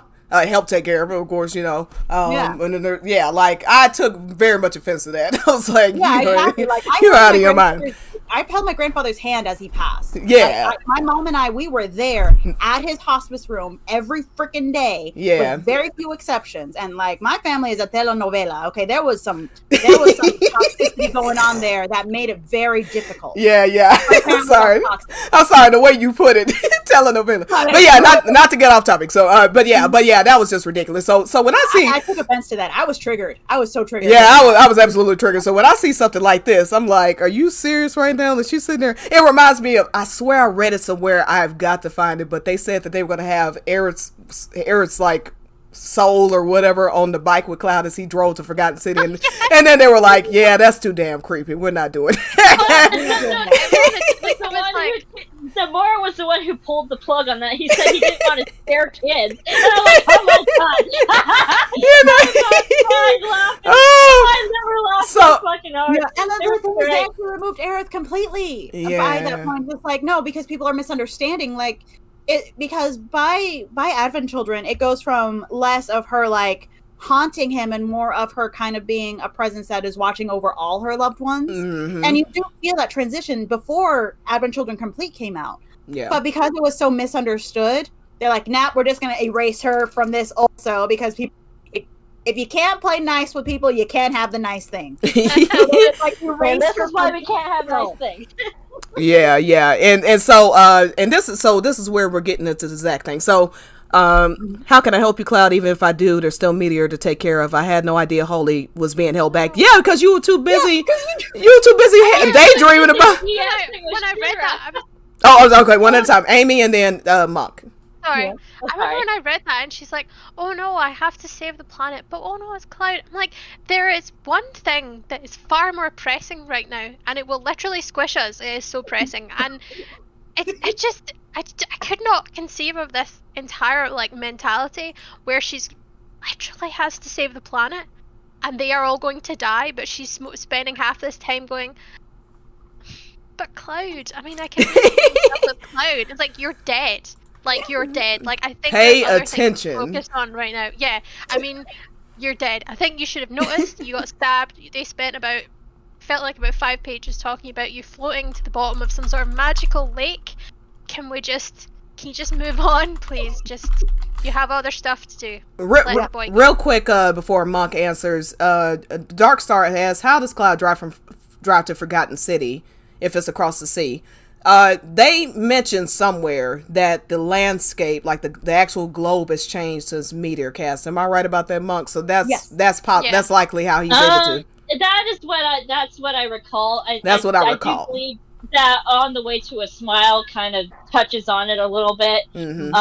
Once the light stream erupts from the planet, the planet does go through somewhat of a transformation. It's kind of a tectonic change, yeah. It was kind of a tectonic change when you have a giant, 200 million of gold coming out and moving things around. Come barreling down on the planet, and then all of a sudden the lifeblood of the planet is erupting and going everywhere. Yeah, it's going to be a little bit of a change. Yeah. I mean, it very much reminds me of the dinosaurs type thing, and how we used to be. They say it used to be one big continent, and now we got 7 continents. Yeah, so Pangea, and then now. So that's how it happens. That's the theory.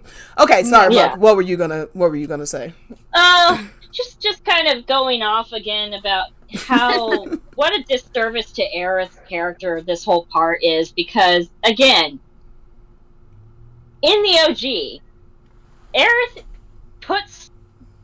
Cloud has obviously broken down at the Temple of the Ancients, and Aerith obviously knows that Cloud is going through some shit and that his psyche is literally breaking down.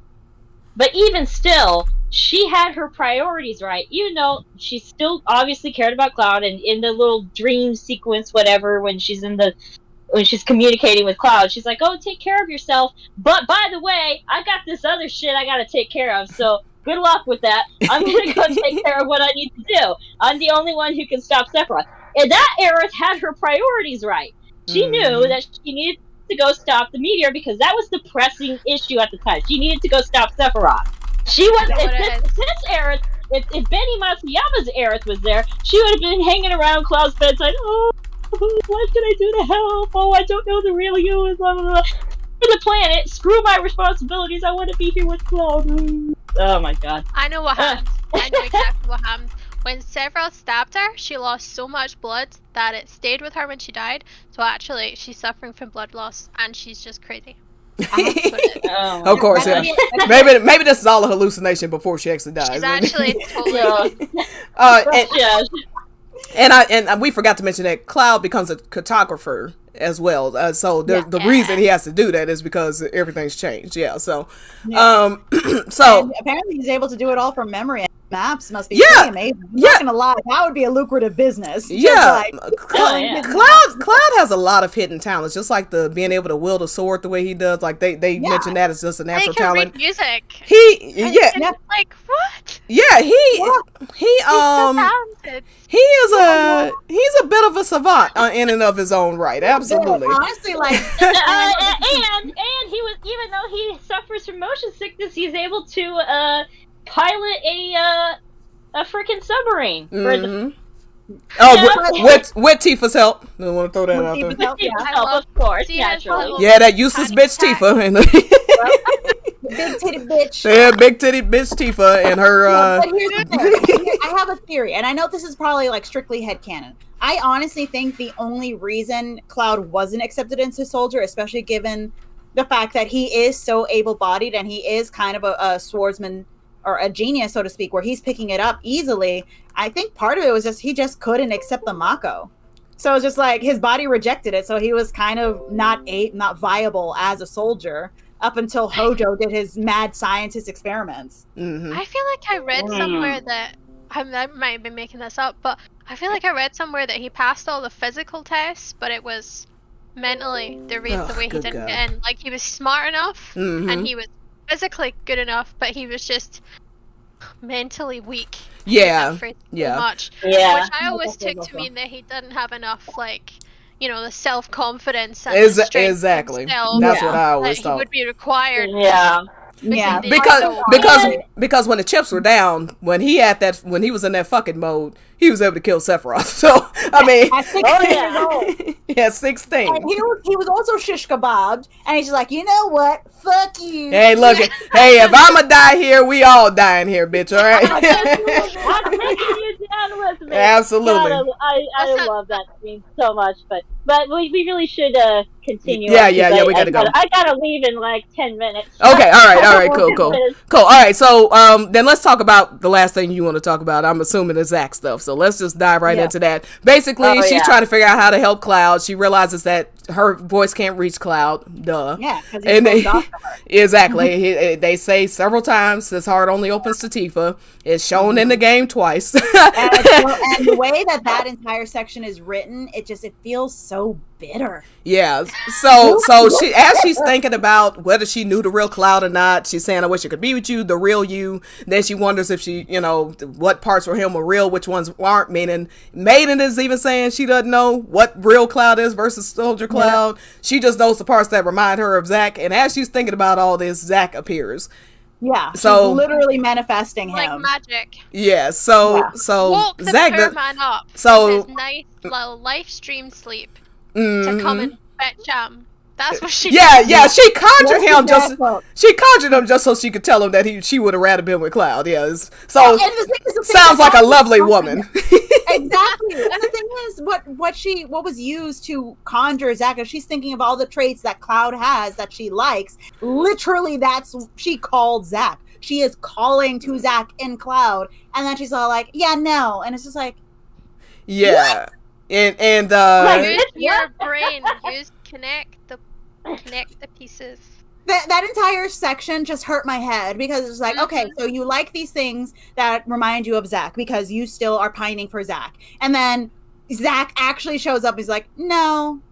But it's just like the traits that you like are Zack. So you like Zack, but you don't like Zack. Make that make sense. It's like yeah, we're gonna let Monk take the floor because she's the one that's got to leave. Zack, Mr. Darkstar says, Zack, go away. I want the guy you gave your life for. Yeah, like okay, come on.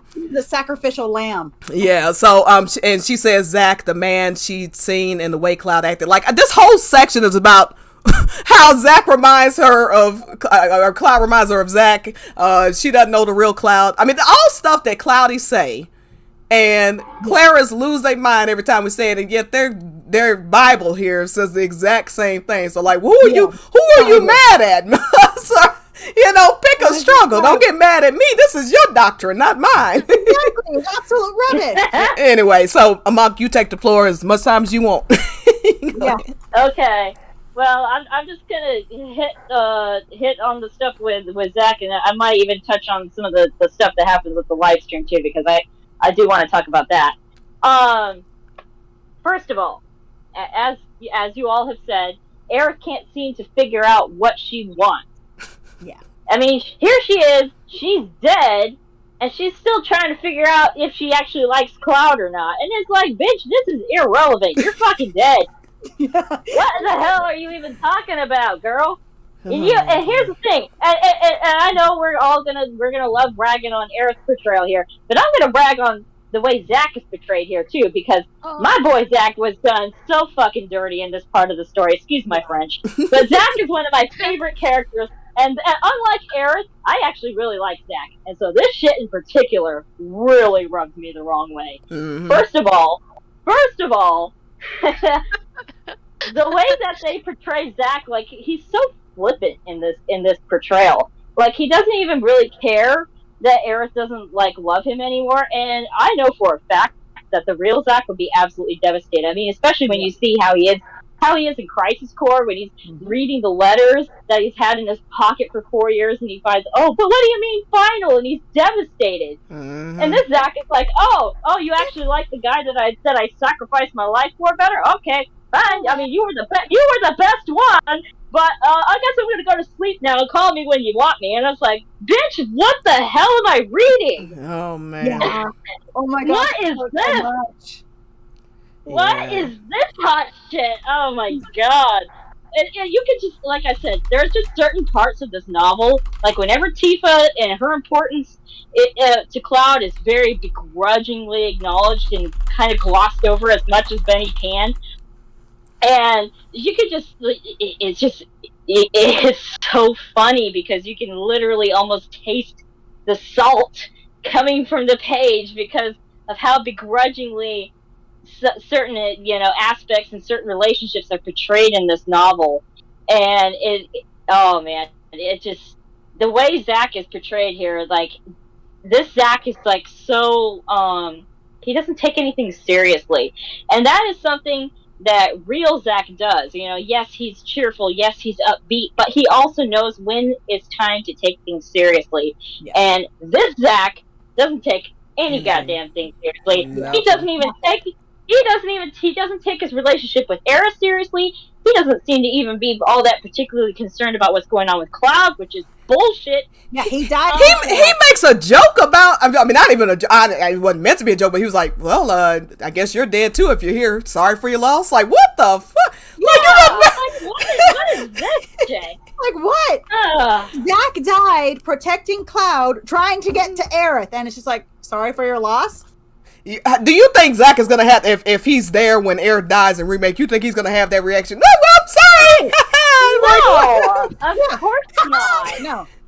Come on! Oh my god! I mean, look at how the way that Zack reacts when he loses Angeal. He's there on the floor. He's sobbing, and Aerith has to come over and comfort him. It's like, yeah, like wait a freaking and again, I'm gonna kind of as much as I absolutely hate this, I'm still not gonna try to tear into Benny himself too much, because I also understand that this novel was written before Crisis Core, so he doesn't have anything to really reference Zack off of.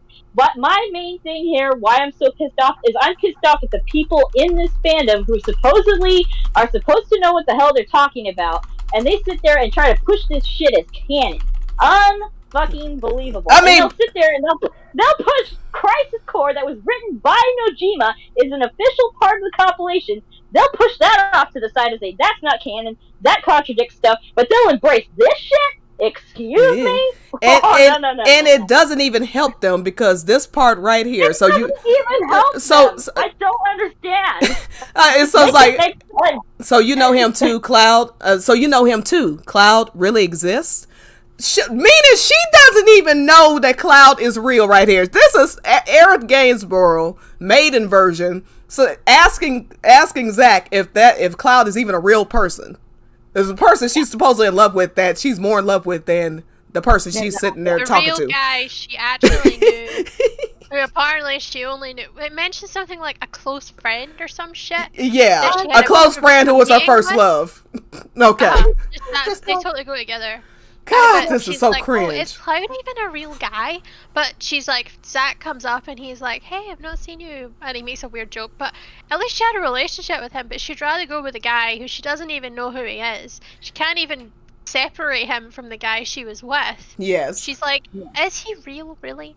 Like, it would be like looking at like a fictional character and being like, you can have them or you can have this real guy. It's like there's really no competition. Plus, she's dead, so there's that problem as well. I mean, it's just a really weird. And when you take a step back, you're like, this actually hurts my head to think that he sat down. Sorry, Benny, that he sat down and he must have thought about this and thought, yeah, that makes sense. Here's the thing, though, and I know we're giving the caveat that this was before Crisis Core, but there was enough in the original game to showcase that Zack did care. If you get his hidden scenes, you actually it shows that he was trying to get to Midgar to be with Aerith. I don't think it's that he didn't know. Again, I think this is the same thing. People who just want Clara to be canon, want it to be real. This is what you have to do to the story to truly try to canon. Yeah, in order to canonize Clara. Yeah, you have to ignore so much of this. You have to ignore or suppress or twist so much of the story to make it real. Yeah. It becomes a fan fiction of itself. Thus, you get this. A previous commenter, I didn't catch their name because I'm blind right now. It's basically character assassination. They completely butchered Aerith, butchered Zack. They're glossing over Cloud as a character until he is essentially just a plot device for her to revolve around. And it's just like, okay, you're taking away his accomplishments. You gloss over Tifa because by even announcing one of her accomplishments, apparently that's going to take away from this bastardization of Aerith. And it's just like, again, I don't want to sorry, Benny, but it's just like, this is garbage. This is pure garbage. Yeah. The content like, is a mess. It's just like, I didn't even mean like from a canon, like what's happened to the game. I mean from the beginning of the story to where we're at. yes. Like, it doesn't make any sense. No. It I doesn't. don't need to have known canon to look at this and be like, this doesn't line up. Like, he's saying It stuff at doesn't. the start, which doesn't make any sense later. Like, he wrote the start, never read back, just kept writing. I don't think so. and Other it's people must have glaring. read this and thought, why did no one else think? And it's glaring. Yeah, you're right. There's a lot of contradictions within it, and we're going to be at 2 hours and 15 in about 15 minutes. So we're going to wrap this up. Mock, are you still there? Are you gone? Do you need to say goodbyes? No, I'll stick around because I do want to talk about the live stream stuff. Oh, okay. Well then, let's get to that. But I do want to say, so basically here, Again. another thing where Maiden agrees with Cloudy's. She asks Zach, "Is there any way that we can prove to him he's the real person?" He says, "I don't think we can pull it off. It seems like the only one who can is that Tifa girl. She was in Nibelheim at the same time as me and Cloud. If her memories inside her can make Cloud remember what happened, then just maybe." So. Now I suppose you could be generous and say the takeaway would be like because they're dead and they can't reach him, but living can't reach him either. Tifa's the only one that can reach him. I mean, everybody was in there talking to him. It's only Tifa's cries that he hears. So Exactly. twice. So with living or dead, that is not the problem. The problem is they're not Tifa, and thus she now what pissed me off personally. This whole thing, yeah, she being honest, it pissed me off, but also very true in some parts. Being honest with herself, Aerith wished she could be the one to help Cloud, but this was a role she couldn't fulfill. 1000% accurate. So even Maiden, Aerith knows she can't help him. And then, but the line that pissed me off was like, therefore she would entrust this task to Tifa. Who the hell? Tifa has known him her whole life. She damn near just sacrificed her life to save a comatose Cloud who just helped end the world. Okay, she decided to forsake even saving the world to stay by his side because she believes that that's her real Cloud and he'll wake up one day. Okay, Exactly. You're gonna They have no proof. you the girl who knew him 3 weeks are gonna entrust her. Yeah. Where did you get the ball? I know. And I'm so it's glad like, to bitch, gave her blessing. we are not. Yeah. It's this level of self-importance that Aerith has. Like, she is the be-all, end-all of everything to do with Cloud, even though she doesn't even fucking know this guy. But she's gonna push Tifa off to the side, who has known him for years. They have a whole relationship that Aerith is not even privy to at this point. She doesn't know all their history and everything that they've been through together. But she's gonna entrust her. She's gonna entrust this to Tifa. Bitch, fuck off. Yeah. It's like where does this incarnation get the right? She has no right to Yeah. entrust anything. It is. Like, That was just the most arrogant line, and for her to be like, but then again, how does this help people who like Maiden? It says right here. It says right here, she would leave everything to the love of Cloud she knew resided within her. Which that line is a little weird. That line was so confusing. Like, who's love? What are we talking about? Yeah, I didn't get that. But it says to the woman who would go on living beside him. Now, if this is just a friend, what does it mean to go on? Everybody's living beside him if it's just a friend. Why is she framing it like that? There was a thing she said, like something about them cuddling or something on the way back up. Tifa. This is the line I was talking about earlier when I was talking about the very conveniently placed quotations that you can taste the salt. Because entire excerpt written. He put living in quotation marks. It's like, bitch, why would you put quotation marks around living? Either she's living with him or she isn't. What's with the quotation marks there? I don't see it. Like, well, in the original novelization, I'm not sure if it was. Okay. In the original novelization, and you can read it on livestream.net, there are quotation marks around Cloud and Tifa living together. So there's quotation marks. And I'm just like, okay, Benny, all right. You're salty. I can tell. The entire section is written. You can feel like the envy dripping, and it's just like, Are we talking? And again, it goes back to: are we talking about the same character? Because it's just Right. It really is very much a begrudging. Like, okay, well, you can have him because I can't. But it's just like, bitch. As if you have a to choice. Yeah, as if you have a choice. You have a choice. Like, It's like, where does that was Cloud like- come in?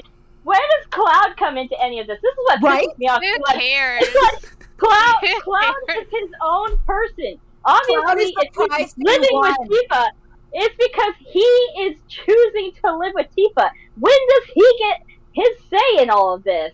Hint, hint. I So mean, basically, Cloud is Princess Jasmine. That is the prize to be won by all the princes. Here comes Prince Ali and everybody trying to win their hand in Oh my marriage. god. and the thing is, like, yeah, and as Amy was saying, even within this story, she's saying that his heart shattered because he lost her, but then what is her conclusion in her mind as the reason that Tifa is the only one that can reach his heart, and she's the one that's going to go on living beside him, making it like almost like making it seem like a romantic context, like living on beside him. Everybody's living on beside him who's alive. Like, what does that mean? Yeah, why exactly. why would he be living beside her? You know, and then it says and Tifa indeed pulled through. Yeah. Comparing Cloud's memories with her own, she managed to discover things only the true Cloud would know. Yeah, the only thing, like, she's the only one that can. With these But as it's proved, completely- Cloud's closed door was opened. His true identity was extracted from the depths of his heavily fortified memory, blah, blah, blah, blah. Oh, Yeah. by the way, Benny, what were those memories that only Cloud and Tifa had? Oh, would Yeah, could I it had a possibly problem with be that too. a secret sealed up wish that no one can ever know? Huh, Benny? Huh? But it also glosses over the fact that Tifa was also with an incorrect history of everything that happened. Sorry, I said that wrong. Exactly. But it's just like it's completely glossing over the fact that she was also gaslit into thinking that, hang on, maybe my memory is wrong. What's going on here? And it's just like, okay, we're not going to touch that. Both of You know what? them, both Cloud and Tifa were living in this illusion or living in a half truth. And they had to come together to find that actual or the actuality between the two of them. But no, we're just going to gloss over everything. And it's just like, so you sure you're not going to touch base on this? Because this is actually important to Cloud healing himself. Because it's not just Tifa's effort into healing Cloud, it's Cloud healing himself. He's working on himself for her sake as well. But no, we're going to gloss over that. Yeah. It was really funny though because the way they said it, it made it sound like they just compared notes. You know, Pretty much. like he Oh listed my the, God. like, the memories he had, and Tifa listed hers, and they were They like, have one of these. yeah, Well, exactly. They just had a and see- notebook. Yeah, and see, this is where I think, and I was saying this when I was debating with Clarith, a couple of weeks ago about Maiden, and I'm sitting here thinking to myself, this as I'm going through the novel again, I'm like, this is where they get like probably 90% of their cracked out ideas about this story, Yes. I about actually included that in my nature- notes. the nature of the relationship between Cloud and Tifa, because they look at this as their quote unquote Bible.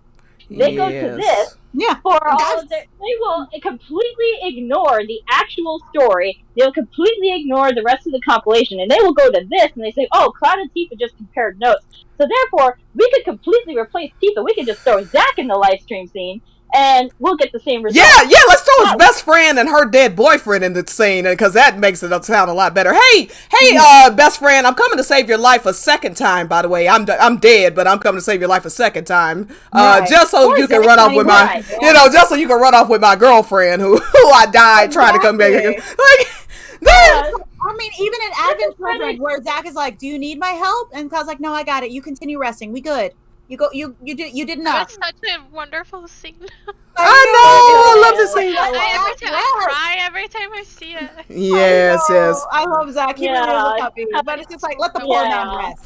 All right, so Annie got the age that Aerith fell in love with Zach wrong too, but whatever. Okay, so I want to get to the live stream thing that you're talking about, but yeah, this is the part where so let me read this real quick. We can rant and then let Monk say her last thing she wants to say about the live stream, and I think we're done. So and if I missed anything, y'all bring it up. So This part, smiling with a motherly sort of affection. Okay. Okay. That's a little weird. Third time she's referred to as his mother. I just want to note that. Yeah, we ain't reading Oedipus. Yeah, Eric looked on as Tifa snuggled close to Cloud and returned to the surface. Snuggled close to Cloud. That is not a friendship thing to be describing, okay? And returned. We're so platonic. Yeah, right. Platonic Returned. snuggles. Exactly. Returned to the surface with him. His true self regained at last. Zack narrowed his eyes, as dazzled by sight. Damn it, if all the girls ever got close to you, blah, blah, blah. So he's saying that maybe things would have worked out. And then she says, as if I'd ever take a playboy like you for a lover. Get the fuck up out of here. Hey, that's uncalled for. I just happen to get along with everyone. That's your problem. I prefer someone pure and a little tactless like Cloud. The same Cloud. So basically, she's a virgin hunter. She's hunting down his virgin. So the same Cloud she just went back and forth with as to whether she even knew or not in this same 21 pages. And let me say, like those 21 days they knew each other, 21 pages. There's one page in this damn thing for every day that he knew Aerith, okay? And she has gone back and forth 3-4 times as to what a Cloud's real, if she knew the real Cloud. Now she prefers the Cloud in which may or may not be a real boy to Zack. I am done. Then she's like pure, and I'm like, sorry. It's just like honestly, it sounds a little bit, and I know I'm probably reading too much into it. It felt predatory. It felt a little like weird. I was just like, I'm so glad I'm not the only one who picked up on that. Yeah, like, it was creepy. This sounds like super fucking creepy, dude. Yeah, like, I mean, like if what the hell? reversed and It she makes were her a sound dude, really childlike. That's what was really creepy. It's pure and a little tactless. Like, that's childlike. Yeah. She was a child. she's preying on him because he's a virgin. Stranger danger! Stranger danger! It's like if she were a man and be like, oh, I like her because she's pure and what have you, we'd all be pretty creeped out. Yes. Idolizing. I would be calling 911. I'd call the FBI. You name it. Exactly. I'm calling people with the baseball bats. Be like, hey, this person is making me uncomfortable.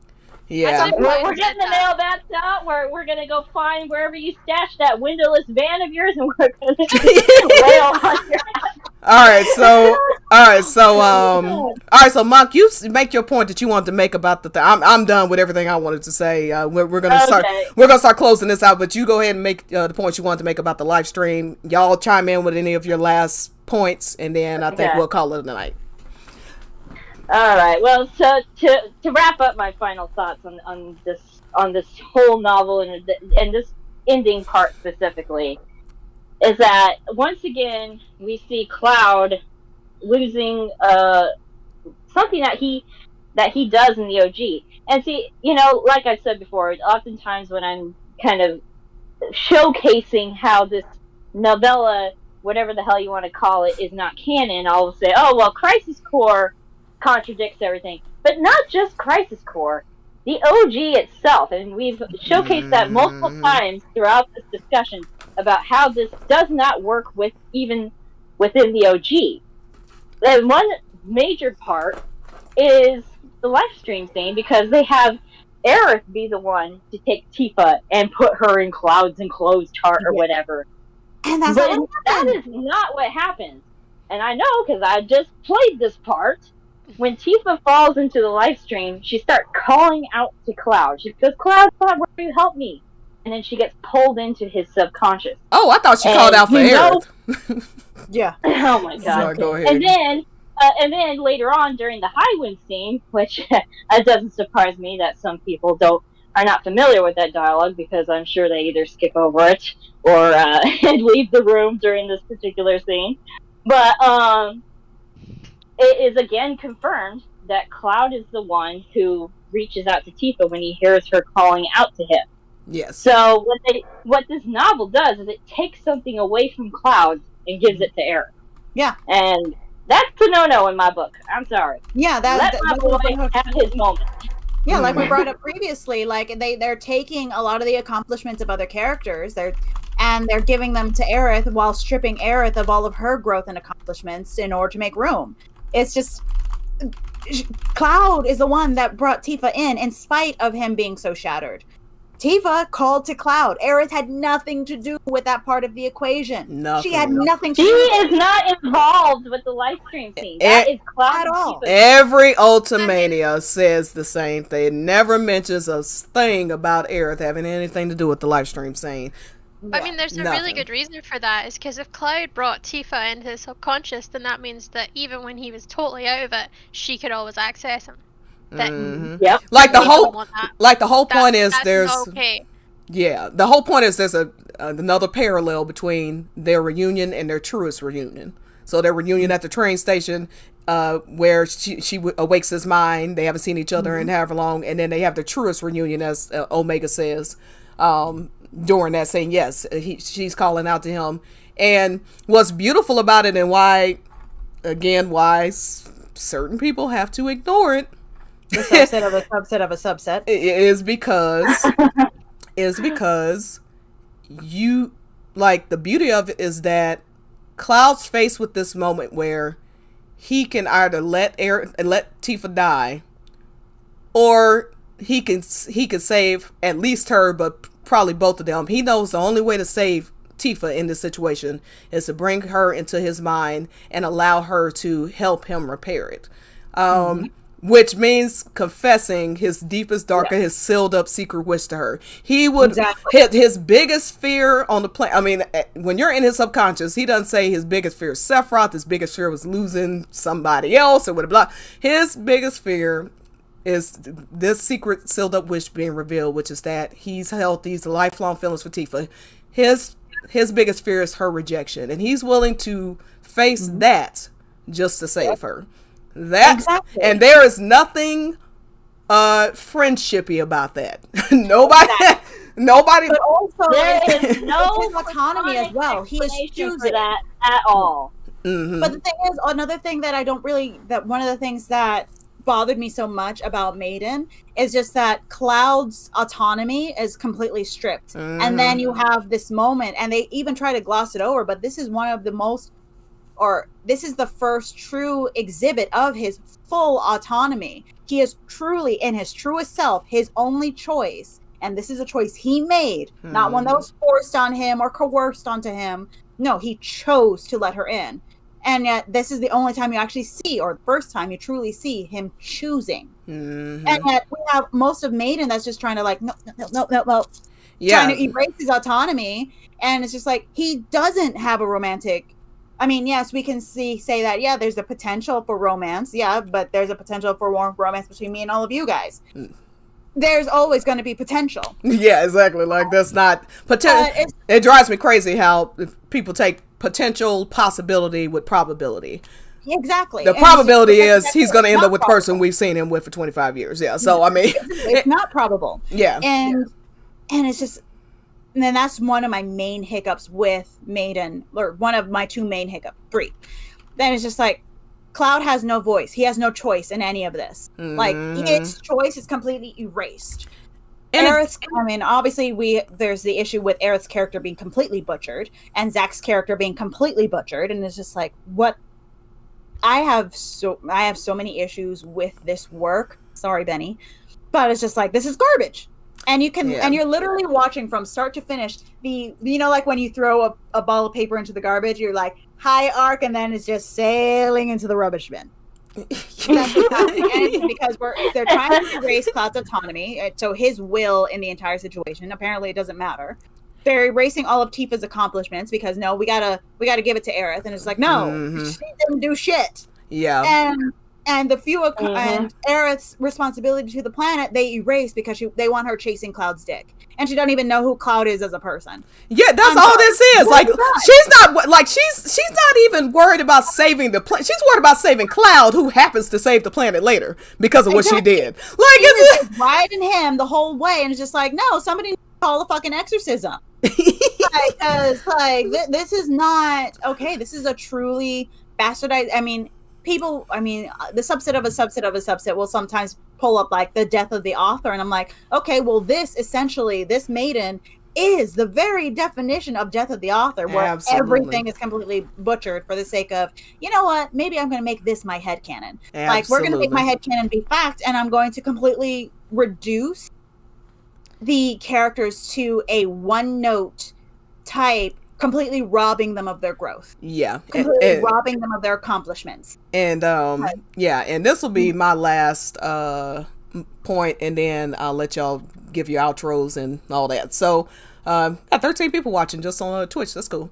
So yeah, thank you to everybody who's been watching. I saw Small Bigs in there, and of course, you know, we see Wolf Girl. I don't know if I said hi to you, of course. Rolling on the Floor, World of Affection. We had a lot of people come through, so very happy about that. Last thing I'll say is, and this is my problem when it comes to this LTD debate, what you said about the autonomy of Cloud hits the nail on the head, because this has always been my issue when it comes to quote unquote evidence for what is canon. And especially when certain people say, oh, I only like Clarith because I want what Cloud wants. And it's just like, Cloud You has know, been telling us, particularly- if you want what Cloud wants, you listen to not Genova induced. I mean, first off, that doesn't even tell you, but you certainly don't look at Dayton Mechanic Cloud. You don't look at, I mean, what you look at is what Livestream Scene Cloud says. Like, because that is when it's true, it's distilled form. Exactly. That's who you listen to. And so for all of that to be glossed over, like everything that makes him in love with Tifa happens before the game ever begins. The stuff that's happening that we're seeing in remake right now, stuff that's icing on the cake. The man is already in love with her by the time the game starts. So if you want what Cloud wants, what you want is Cloudy. So my problem with Maiden is my problem in general. It's not that we go through this caveat every time. Nobody cares what you want to ship. I don't even particularly have a problem. I used to like a lot of Clarith art and stuff. Think it's pretty. I mean, it's art. Art is art. Whatever. It doesn't bother me. But if you're talking about what is the reality of the story, this strips Cloud's autonomy away, just like there's been this huge discussion about whether Cloud and Aerith are dating in Chapter 8 and Chapter 9. If you go based off Cloud's behavior, they're clearly not. But if you go off of one sentence or one thing where she says one date and the devs refer to it as a date because she refers to it as a date, then suddenly they're dating, as if going on a date, one that Cloud never even agrees to, is the same as two people actively trying to date each other in a sense of trying to gain a relationship. Like, that's always been my issue with people who try to push that as canon. It's like, you're not paying attention to what Cloud wants. So not to go on the tangent, y'all know the LTD drives me crazy, but so that is definitely a huge problem here. It's like, you can't even trust her version of what's going on, this whole thing. Cloud's heart is shattered and all that. She just said herself in the same book she can't even reach Cloud's heart. So how the hell would she know what's going on in his heart? Exactly. She's just assuming. She's just assuming.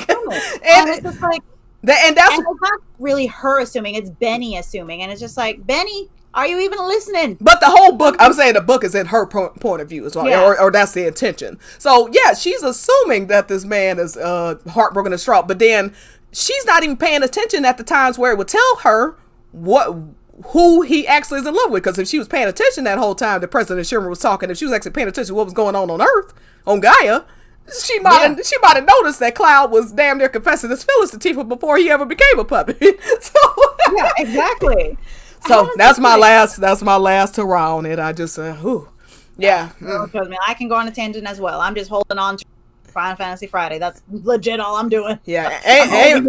All right, Amy, Mock, and then I'll let Rhea close us out. Y'all go ahead and give your, last, whatever you want to say last, or just your goodbyes. I think that the thing that bothers me most is just that it does just assassinate the characters, to be honest, and it makes Cloud look just like nobody. He's just basically an empty shell that Aerith doesn't understand, doesn't care to understand, and she just projects her own feelings onto. Tifa is a non-entity. She is just a name. Aerith is taken from someone who was a bit Marmite in OG and becomes someone who is so hateable in this that it is unbelievable that anyone who would consider themselves a fan would ever read this and go, yeah, she's a great gal, because she is horrible. She spends so much time self-absorbed, self-centered, doesn't give a fuck about the planet, and it's just horrid. And I can't believe that there are, like you said, a subset of a subset who genuinely think this is like a bite. Because if you read this and you think this is accurate to the characters, you clearly have no idea about these characters. And to hold this up as your Bible, all you're proving is that you don't know anything about these characters. Or don't care, and that's even scarier. Or don't honestly. care. So, and it's like it's basically a confession that you don't know, you don't care, you don't wish to learn. mhm. And kind of what it is. And that's not good for any story. No, it's so awkwardly written. It completely contradicts itself. See the ending bit where she's like calling all of the people to help get the live stream working? It reminds me at the end of Dirge of Cerberus, and I could go on about that game so long about how I will awful fight it you. is. And where it's the end and everyone's calling his name and it's like the power of friendship. That's totally how it feels. Oh, And I just, God. I Welcome read to it, I that. actually died inside and I was thinking, like, what is this goddamn story? Like, where are we here? Yeah, I don't feel, in some ways I feel sorry for Benny because I feel like this task was thrust upon him and he didn't really want it. So he then had to write That's what stuff feels like and he it. was like, oh, I don't really know what to do with this. But it's still terrible. It's still absolutely terrible. And I can't believe I had to read this. And I feel like my life is worse for it. I read a fan fiction and it was called Almost Had Him. And it was so like this. Except it was it was written much better, actually. And it made Aerith a bit worse than this, but it was basically the same. And the whole plot was that she thought she was special, and in her fairy tale she should get Cloud. Because the special princess always gets the handsome guy. And then she dies and she's unhappy about it, and then she meets Zack and she's like, I don't want you, I want Cloud, and she spends the whole time trying to get Cloud. And as I was reading this, I was like, this is a worse version of that. It was crazy, and I'm going on a little bit about this, but yeah, it's really bad. I'm not gonna lie though, that does sound like it would be funny as fuck. It was really good. It was so good, and as I read it, it was like, she is horrible, but I'm also really Invested. yeah, so I'm invested in her horribleness, especially because she was so fucking bare about it. You could just sense she was just like, I hate everyone, and you kind of got that in this, that she was like, she was sort of like, I'm so happy with everything, but I'm internally seething, and yeah, I don't know why she had to meet everyone because I didn't care, and I don't know why anyone was trying to make me care because I just didn't. And she was like floating in a lake, and then she was like meeting people, and it was Yeah, it was like a mixer. yeah. yeah, It was like a that, nice and little then mixer. yeah, It and was a then mess. all the stuff that was like now is completely contradictory, but yeah, it was just Whew. yeah, something. Yeah. That was something, man. Thanks, Stitch. That was great. Thank you. Yeah, I had a lot of fun. Experience. Monk, you got any last words? Anything you unsaid? Yeah, I do. So, why are you laughing? What does that mean? Go ahead. Okay. Let me just say this. Why do Claris like this so much? It I does don't That's a know. very important question. Yeah, that's a good question. Let me just say, because I know because of the nature of this discussion, I'm sure it will get passed around in that. Hi, Claris, who will be watching this in the future. Anyway, let me just clear the record up real quick here for y'all. The reason why we don't like this fucking novel has nothing. Oh, you could. Actually, Okay. This actually aids us. The reason why we don't like this story is because we're fans of FF7 and we're fans of the other characters that are in this story that have been absolutely mangled. beyond comparison. Namely Zack, namely Cloud. Cloud is a big one. Cloud and Zack are two of my favorite characters besides Tifa. And so to see Cloud just basically reduced to nothing in this novel just irritated me. He is the main character, and you turned him into more of a puppet than Sephiroth does.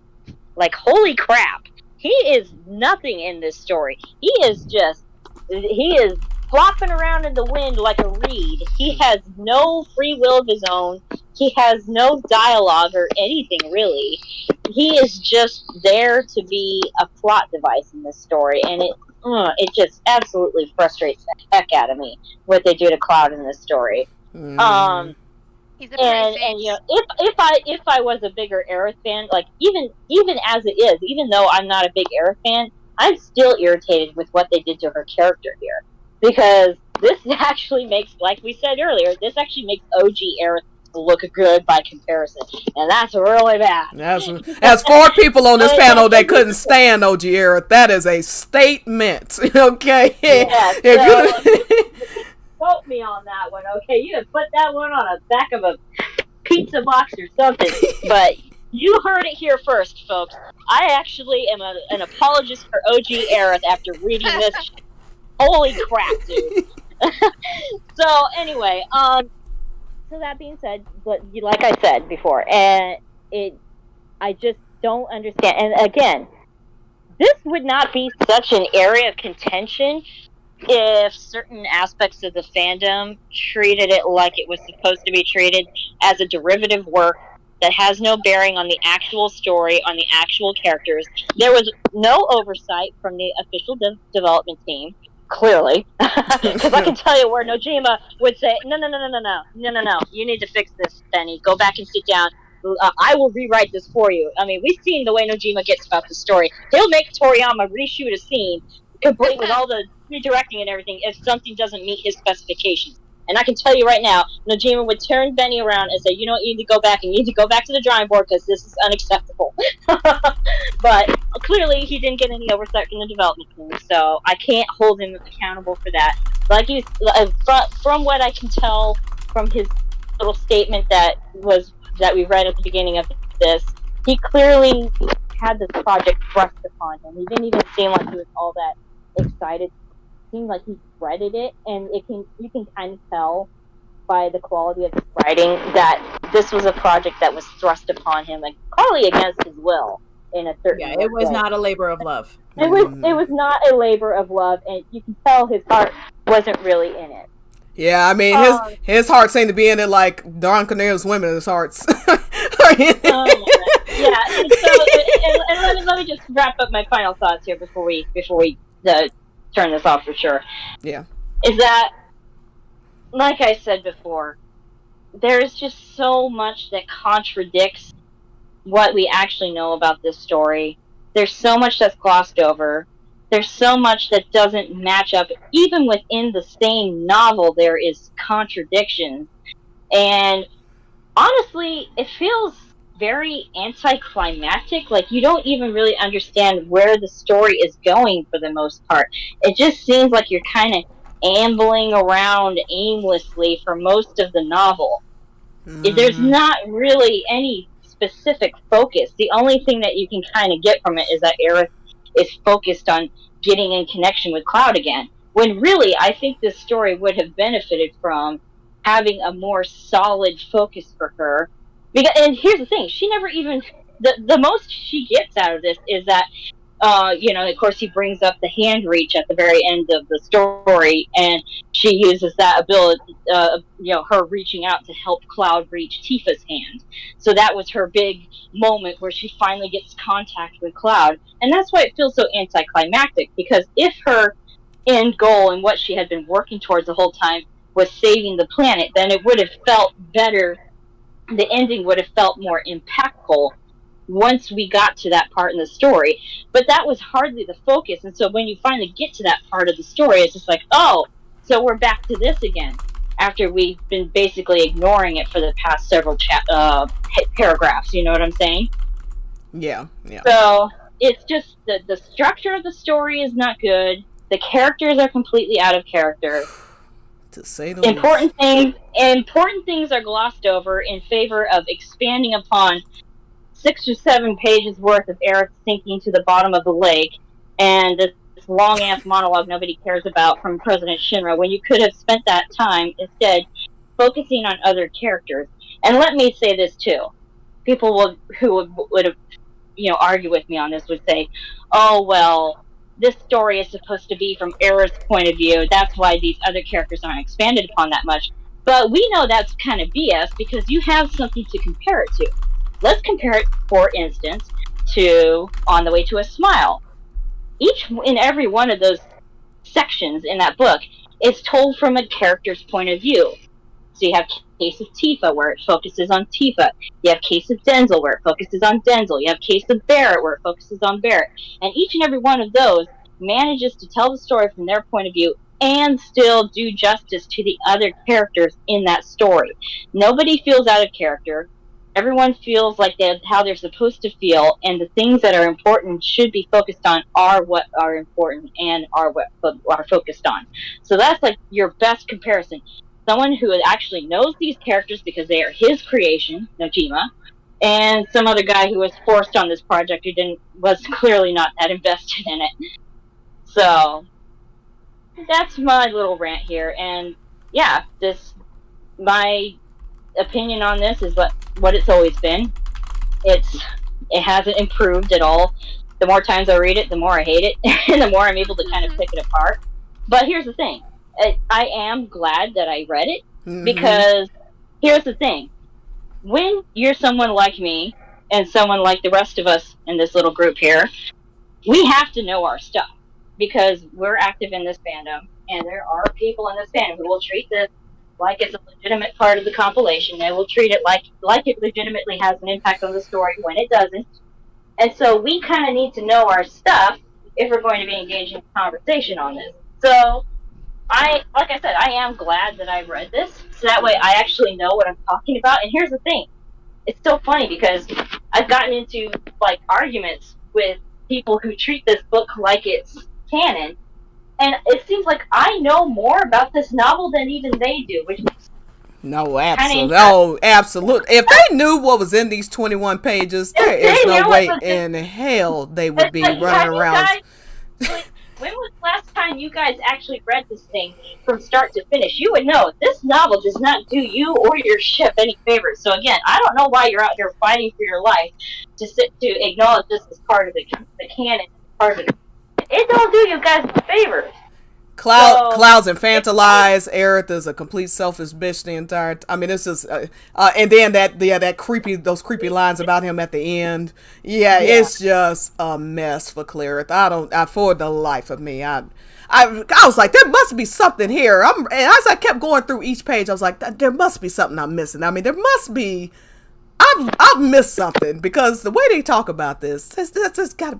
Now, if they want to tell me that maintenance can, I'm gonna be like, okay. Tell me which part. Tell which part you love it.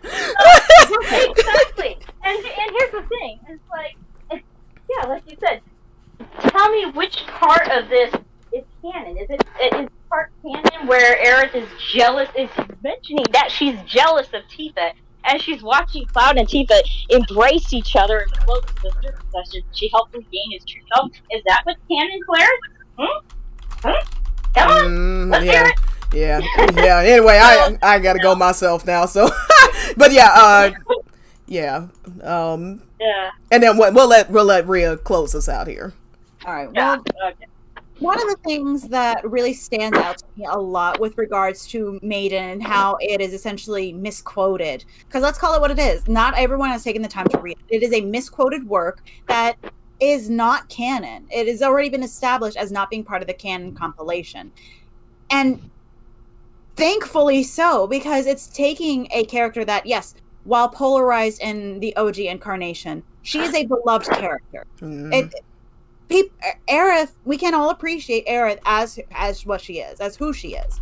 Yes, she has flaws. Yes, she has selfishness in her. But it's just, when you look into this work, it is a true bastardization and it is hard to take it seriously because unfortunately as Cody fans we are held to a higher standard where we cannot engage because feeding the trolls, or we can't or we have to accept people making all of these grand bastardizations, and it's just like, no, we're held to the standard where we have to know everything, otherwise it's just like, oh, what do you know?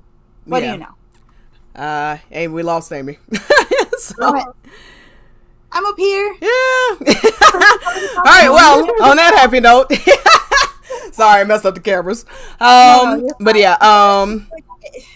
I'll turn off the camera. But anyway, yeah. So I completely agree with you. Go ahead and finish your thought, though. I'm just going to turn off the camera. So there we go. Okay, she's back. People use this work as proof of something, but it's just like, no, it's not. It is proof that you don't know what you're talking about. It's proof that people that, and I use you in the sense that of the subset of a subset of a subset, because there are Claris that look at this and they actually did take the time and be like, yeah, this isn't any favors. This is destroying a character that I love. Mm-hmm. Even if you just love Cloud, even if you just love Aerith, even if you just love Zack, no matter how you look at it, it is a bastardization, and it makes it hard to take people seriously that use it, because it's just it's rubbish.